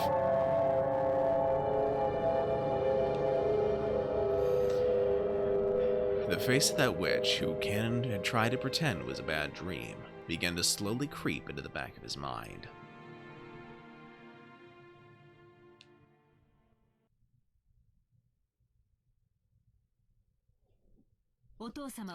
Father says he's extremely busy with his research. Unfortunately, it seems to be unable to come down. Come on. We put this conference on our schedules and come all the way out to Rokenjima during this crazy but busy fall season. You'd think Dad could at least be a bit more sociable. Yeah, seriously. Dr. Nanjo, is it really his research and his mood that are the problem? He isn't already bedridden, unable to get up, right? Well, I wonder. There is not much I can say. Nanjo glared at Natsuhi. It seemed he thought it wasn't his place to speak without first getting Natsuhi's approval. Father's state of health is better than ever. It would be exceedingly rude to call him bedridden. But he only has 3 months left to live, right? Normally, wouldn't you expect him to be wasted away, unable to get out of bed? Isn't that right, Dr. Nanjo? For a normal patient, that would probably be the case. But Kinzo-san has extraordinary willpower. Perhaps that willpower has frightened even the Reaper away. Well, if he's that energetic, then I guess we have little to worry about for the near future, right? Though if he's got that much spunk, I wish he'd at least come to greet us. Isn't the whole point of this family conference to come and see Dad's face? I'm not even sure why we came now. Don't say that. If you were here, you'd complain the whole time about being unable to relax. Shouldn't we celebrate the fact that all of us siblings have gathered this year to spend some time alone? We didn't get to see him at last year's family conference either, right? Can't you understand why his blood children might want to see him after 2 years? If there's anything you'd like to say in greeting, I will tell him for you. Or Eva-san, is there something you'd like to discuss with Father beyond merely greeting him?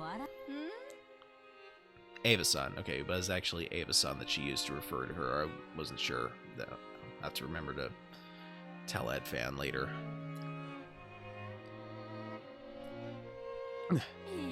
Come on, what are you talking about? Sheesh. Give it a rest, Eva. Natsuhi-san, forgive us. Eva's just worried about Father's condition as his daughter. Please, try and understand how she feels. Indeed. Look how quickly you've grown to respect Father now that you know how much longer he has to live. Yes, I believe I do understand why you want to see him so much. What are you trying to say? Quit it, Aniki. Why don't we pray that his mood will improve by dinner? Anyway, we've only just arrived. For now, we're only here for a casual greeting. And we could even hold a family conference without Dad. In fact, there's a few things we siblings shouldn't bring to him until we've formed a unified opinion. Isn't that right, Hideyoshi-Nisan? Yep, just as Rudolph-kun says. It's the only time of year we can all meet in person. You gotta take this valuable time seriously and be frank with each other. Even though the tea hadn't yet arrived, they were very determined. But before that, perhaps we can spare the time to enjoy some black tea at our leisure, surrounded by the wonderful furnishings of the parlor. Kyrie's words seemed to contain a subtle admonition directed at everyone gathered there. They all understood, and as they cleared their throats and straightened their neckties, the atmosphere in the room returned to normal for a time.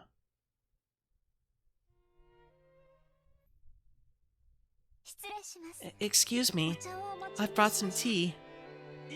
Hey, Shannon-chan! You just keep getting prettier and prettier. Shannon entered the parlor, pushing the serving cart.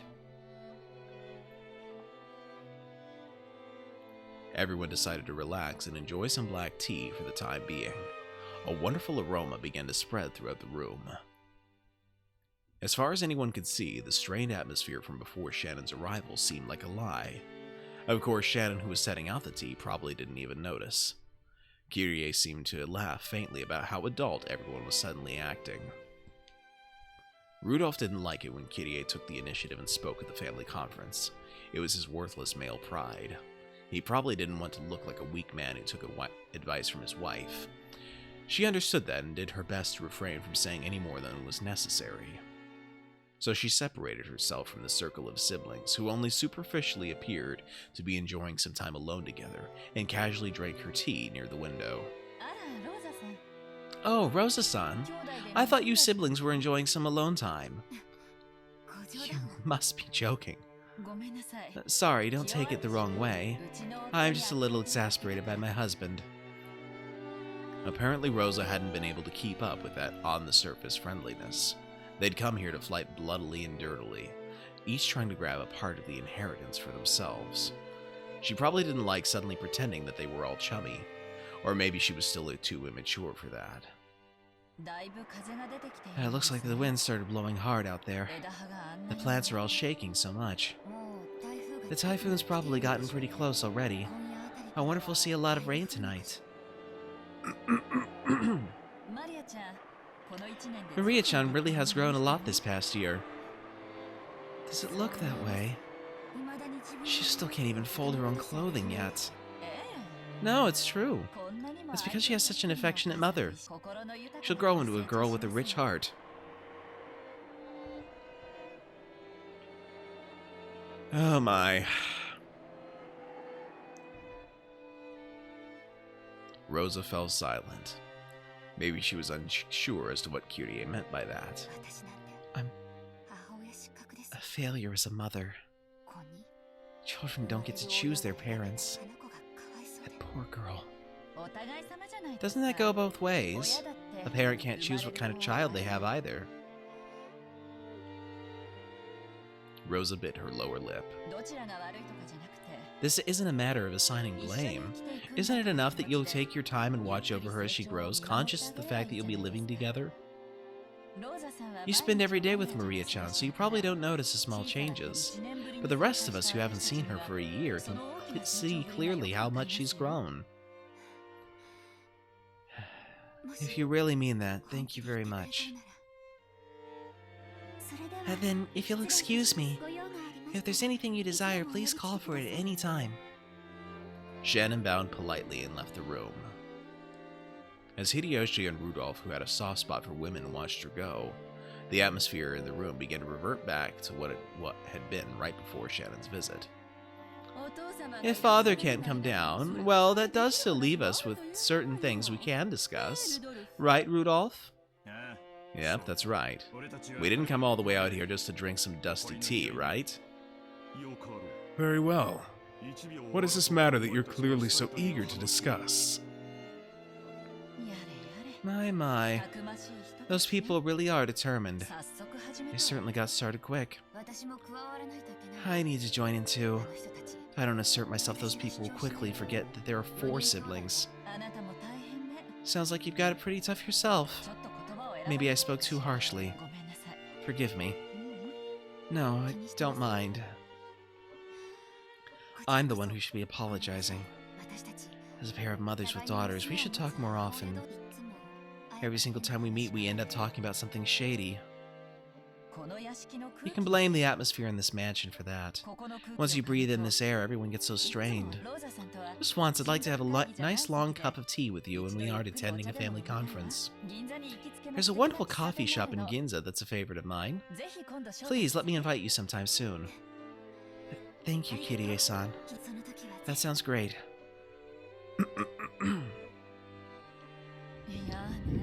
Oh no, the sky's gotten dark pretty fast. I could almost believe the people in this room made the weather worse. There's already thunder. Oh? Was that one there? Huh? There really were small splashes of rain on the glass of the parlor window. The weather seemed to have worsened faster than expected. Just then, a silent thunderbolt struck inside Rosa's head, and she remembered that her beloved child was out in the rose garden. A normal girl would try to go inside if the weather got bad, but Maria was different. She would sometimes get stubborn and refuse to move if rain or even spears fell from the sky. Well, she wouldn't do so well facing up against Undyne then, I'm sure. That's right, I told that child to just stay there doing that forever, didn't I? Oh no, Maria! Everyone looked back at Rosa when she let out a small scream. What? What is it? I'm sorry, I'm going outside for a second. I'll be right back. What the? Seriously, what's going on with her? Don't worry, she'll be back soon. More importantly, shouldn't we begin? Our main topic.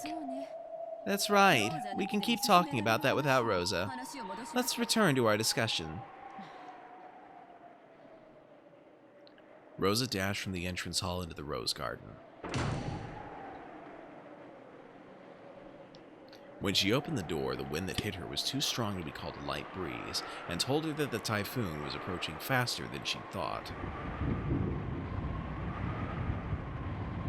Just as Kyrie had said, the wind was mixed in with small droplets of rain. There was also a low rumble of thunder.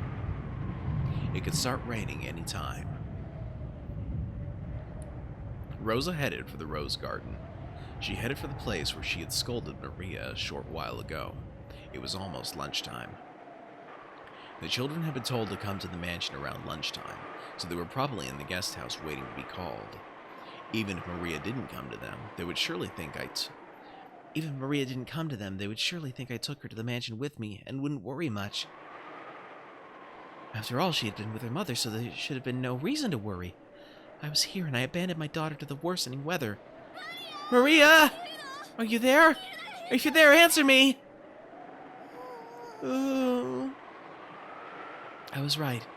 She was still standing stock still, exactly the same way she had been and in the place where I had scolded her. Held in her hand was the candy that I'd bought, given her, and then stepped on and crushed. With that gripped in her hand, she stood there as the powerful winds whipped her hair about, tormenting her. I'm sorry. I'm so sorry. Sorry, Maria. Forgive Mama. Ooh. Mama, welcome back. I waited a long time for you to come back. The scary witch pinched me, but I stayed strong. Waiting for Mama to come back without crying. Maria, forgive your Mama. Forgive your Mama. You didn't do anything wrong. You were just possessed by a bad witch again. So I'm fine. I really like you, Mama. I love you. I'm sorry. Sorry. Please forgive your Mama. For losing to the bad witch. Rosa buried her face in Maria's small chest, crying and begging forgiveness. And once again, those tears dripped down after who knows how many times. If only the brilliant sun had been shining on the two of them, all of their cares would have evaporated and might have felt like they could begin anew. However, what surrounded the two of them was the worsening weather. Sadly, there were only fierce winds with occasional thunder.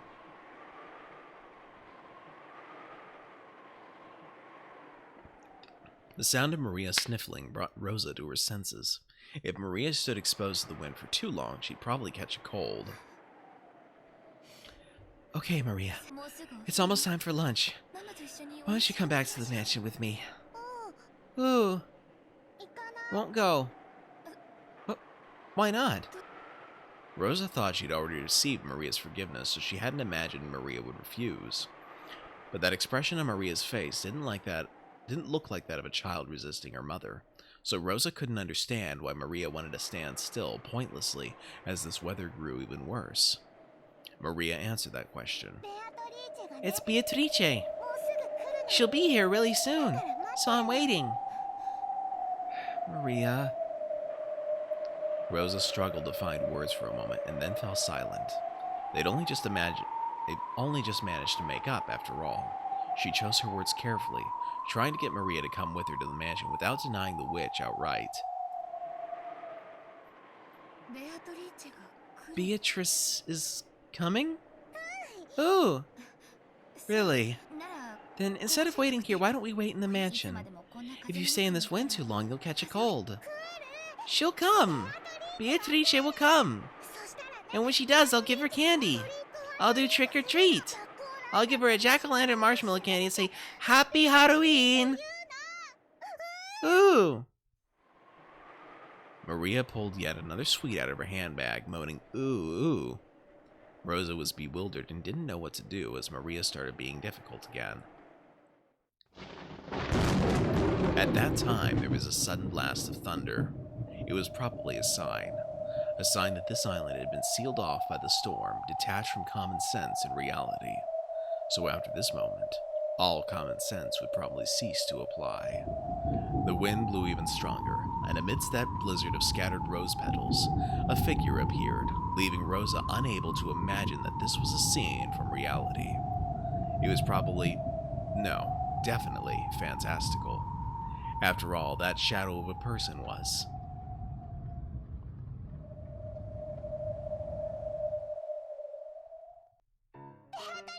Beatrice! Maria dashed over to the shadow.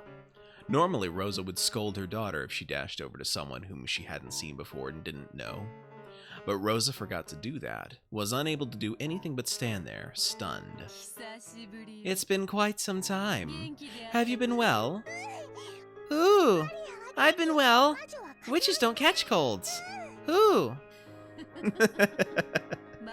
Indeed, a witch can use curses to make people catch colds, but how foolish would it be if she caught one herself? From now on, you should take care not to catch something like a cold yourself. She patted Maria's head as she said this, smiling roguishly. Rosa couldn't have known the name of the woman who was happily spoiling Maria. However, Maria had called it out in the beginning when the woman appeared. So even though Rosa had never met her, even though the woman still hadn't introduced herself, Rosa was able to know her name. However, that name held a special meaning on Rokujima and in the Ushiromiya family.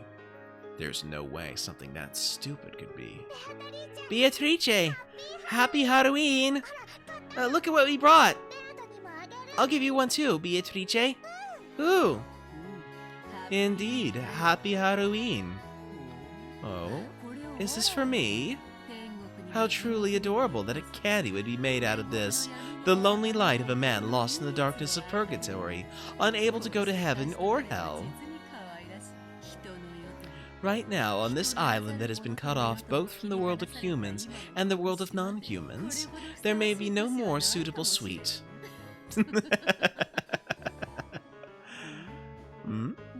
Maria, what's wrong with that one? The witch noticed the sweet Maria was grasping. It was Maria's candy, which had been stomped on by Rosa until it reached this pitiful state. Ooh, got stepped on and smashed. Can you fix it, Beato? Maria didn't go so far as to say that it was her mother who'd stepped on it. However, for some reason, when the witch saw that candy, she looked at Rosa and grinned. A chill went down Rosa's spine as though this gaze was staring straight through her. It shall be easy. Give it to me. Ooh. Maria held the candy out gleefully. Rosa could do nothing but watch, stunned. How did this person plan to trick Maria, somehow undoing the fact that the candy had been pitifully trampled? Maria looked as though she believed it could be fixed good as new. Without real magic, there was no way such a thing could be possible. My, it's quite crushed, isn't it? Come, Maria. Close your eyes and try to remember. Because it really was that wonderful a candy. The candy of your memories is always full and fluffy. So you try to remember as well. What kind of candy was it really? Along with those strange words, spoken as though singing an improvised folk song, the witch threw the sweet into the air. Maria was closing her eyes and remembering just as the witch had told her to. What shape had that crushed candy really had? Therefore, only Rosa saw that scene. The sweet that had been thrown into the air burst into a gold color. No, that wasn't it. Those were golden butterflies.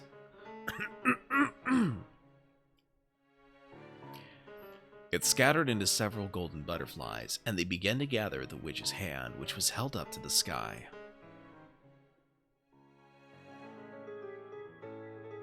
And as she did this, unbelievably, it returned to its beautiful original form, no different from when it had been bought. Only Rosa and the witch witnessed that scene.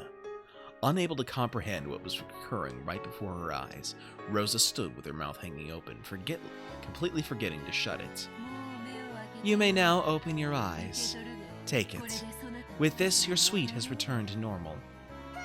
Ooh! Beatrice is always incredible! Incredible! There was a stark contrast between Rosa's shock and Maria's innocent joy. Was that what the witch was laughing at? A smile floated to Beatrice's face, one different from the smile she had shown Maria. Does my face seem familiar?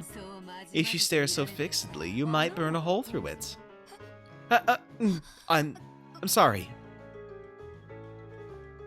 Those words triggered something very clearly in Rosa's mind. Rosa knew this face. She knew it from the portrait of the witch. But no, wait. Could this mystery woman really be?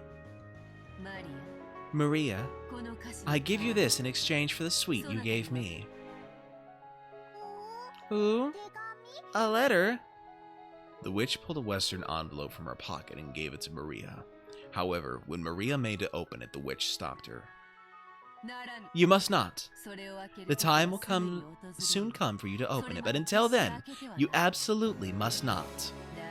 Take good care of it. That will be your invitation to the Golden Land. The Golden Land! So you'll finally take me there! Take it and treat it with care. You must not show it to anyone. Ooh, I'll keep that promise. You've always got to keep promises with witches. And this is for you. Huh? Me? She probably hadn't imagined that the witch would speak to her, too. Rosa was bewildered by the second western envelope which was thrust before her. She'd seen this type of envelope before. There could be no mistake. It was one of Kinzo's special envelopes, used when he wrote with his own hand, and bearing the Ushiromiya family crest. It was sealed with red sealing wax, and furthermore, it had a mark that seemed to have been made by the head's ring. In other words, even without asking what was inside this letter, Rosa knew this woman, whom Maria called Beatrice, was trusted enough to be placed in charge of a personal letter of the current Ushiromiya head. It could have been any of the 4 siblings. However, the fact that I have met you here probably means that you were chosen by Kinzo's roulette. So take it. Then read its contents aloud while seated at the dinner table when all the siblings are gathered. What did you say? Rosa looked back and forth several times between the witch's face and the envelope that had been handed to her. Today was the family conference, and the biggest object of discussion would be the inheritance problem. So she had joined together with Ava and Rudolph, and they'd planned to force a certain condition on Kraus to try and extort several 100 million yen in cash out of him. It was as if the witch could see through all of that. What does she intend to announce when all of the siblings are gathered? And with the personal envelope that no one but the Ushiromiya head can use. Maria, the weather's getting worse. Return to the guest house and wait for lunchtime. And Rosa, we will meet again later. Allow me to introduce myself again at that time. The witch turned her back to her laughing. Then she began to head towards the mansion with an air of composure. Maria energetically called out and watched her go, then began to dash towards the guest house, leaving Rosa behind. As though she wanted to inform the other cousins of her fortunate meeting with the witch as soon as she could. At last, Rosa was left alone in the rose garden as the winds grew stronger, unable to do anything but pray that what had happened was just a daydream.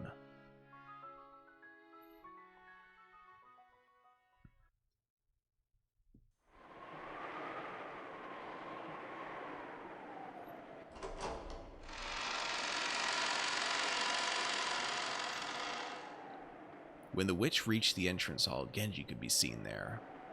Genji welcomed the guest approaching from the entrance hall with a respectful bow. I have been waiting. Beatrice-sama. Ah, we have her profile now. We have here characters. Ah, here. Mysterious visitor and 19th person who appeared on the day of the family conference goes by the same name as the Golden Witch who granted Kinzo his gold. Both the reason and the purpose of her visit are unknown. She was ushered into the VIP room, which no one had been allowed to use in the past.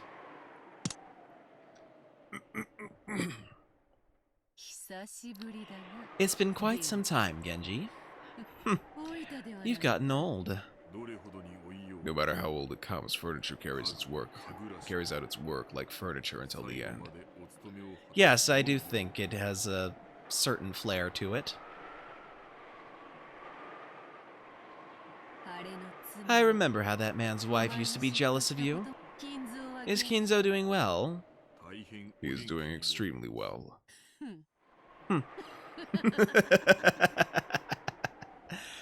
The witch probably laughed because she knew Kinzo's own doctor had announced that Kinzo didn't have long to live.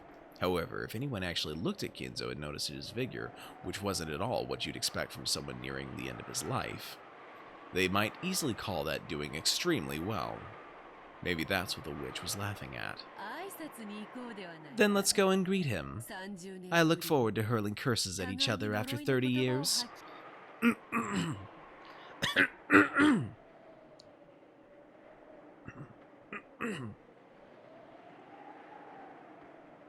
30 years, huh? Wait, hold on.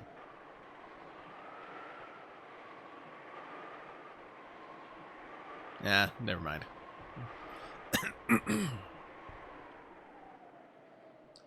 As the witch grinned, she started walking, leaving Genji behind. Her gait was like that of a family member who knew the inside of the mansion well. Genji followed her in the manner of one who served her. At that time, Kirie came out of the parlor. She'd probably gone out to fix her makeup or something. And when she saw Genji following a witch, she was surprised, although her expression did not change.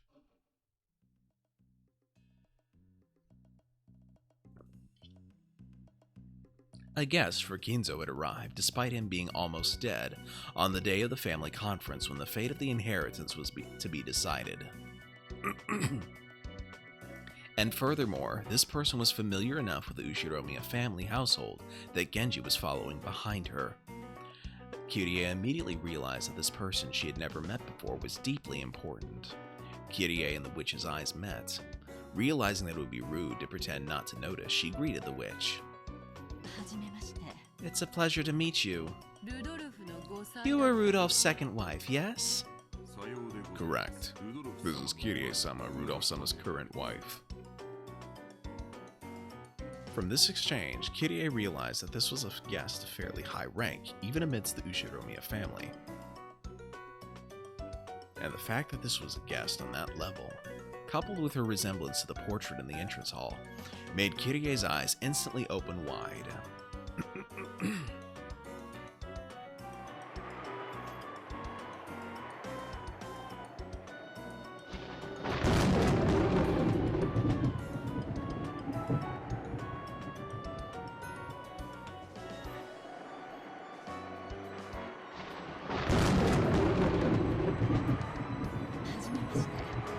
Pleased to meet you. I'm Kirie. I wonder if this is our first meeting. If we have met before, I apologize for forgetting your name. So you intend to force me to state my name, even though you already have a vague idea of the answer? Kirie thought she'd given a sociable and humble greeting. Her expression grew slightly cloudy at that openly oppressive response. At any rate, this didn't seem to be a person she could grow to like. But if Kirie's guesses were correct, this witch probably held a vital key to what her own husband was most interested in. Something that couldn't help but influence tonight's family conference. So without shooting back a retort, Kirie silently watched her go up the stairs to the second floor, with Genji following behind.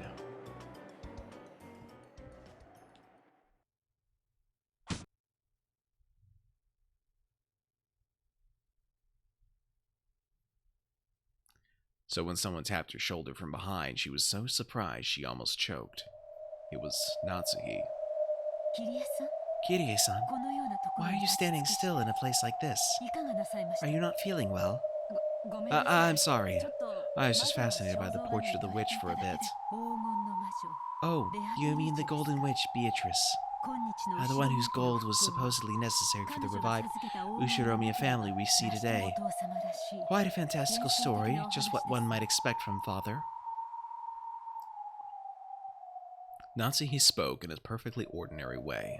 It was the sort of comment you'd expect from someone convinced that the thought of a witch existing was ridiculous, no more than another of Kinzo's ramblings. However, for some reason, that point of view just didn't seem quite right to Kirie now. Just a moment ago, she herself had seen the Golden Witch come in from the entrance hall and climb up the stairs. So Natsuhi's words made it feel as though someone was trying to deny the existence of that person, or else make it seem like she was never there to begin with. ごめんなさい I'm sorry. 少し頭痛が Maybe I'm getting a bit of a headache. ちょっと休もうと I think I'll rest for a little あ while. らそうですか Oh, is that so? なら Then I have some good headache medicine. 用意させま I'll しょ get う it for you.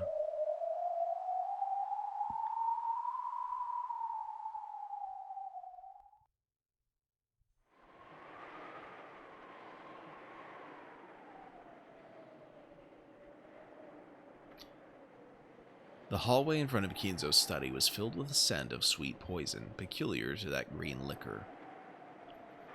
Genji, who was completely used to it, did not grimace, and the Golden Witch didn't grimace either. この中からどれ How long has he been in there since last he left? I believe it had already been several years.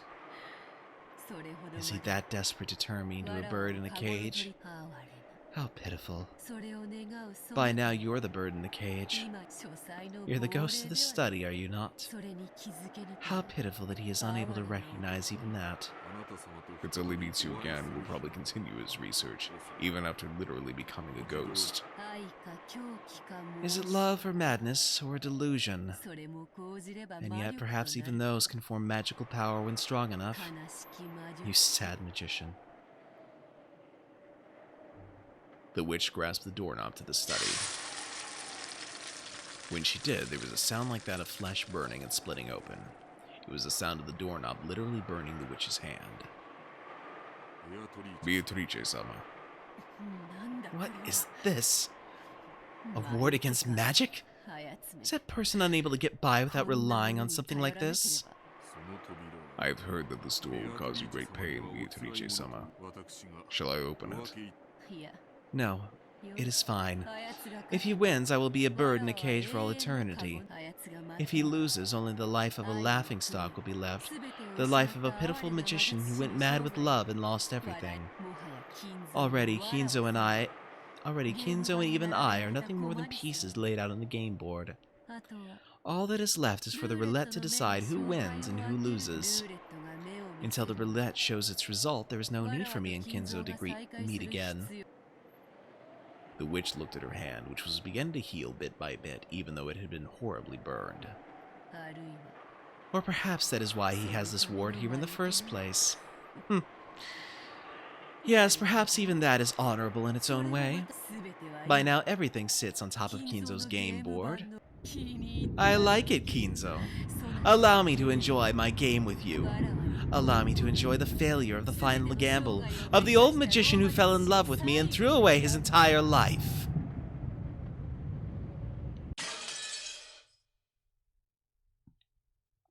And that is the end of the second chapter for tonight, which means we are going to call it here. 誰か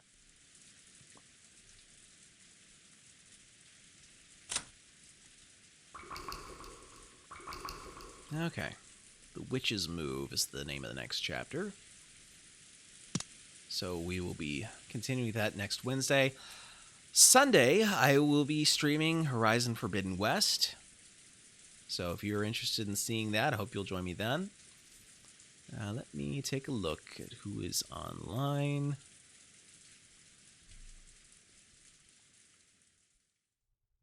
Ooh. Paul for All Seasons is playing the Stanley Parable. I do like that game. So we'll go ahead and raid him.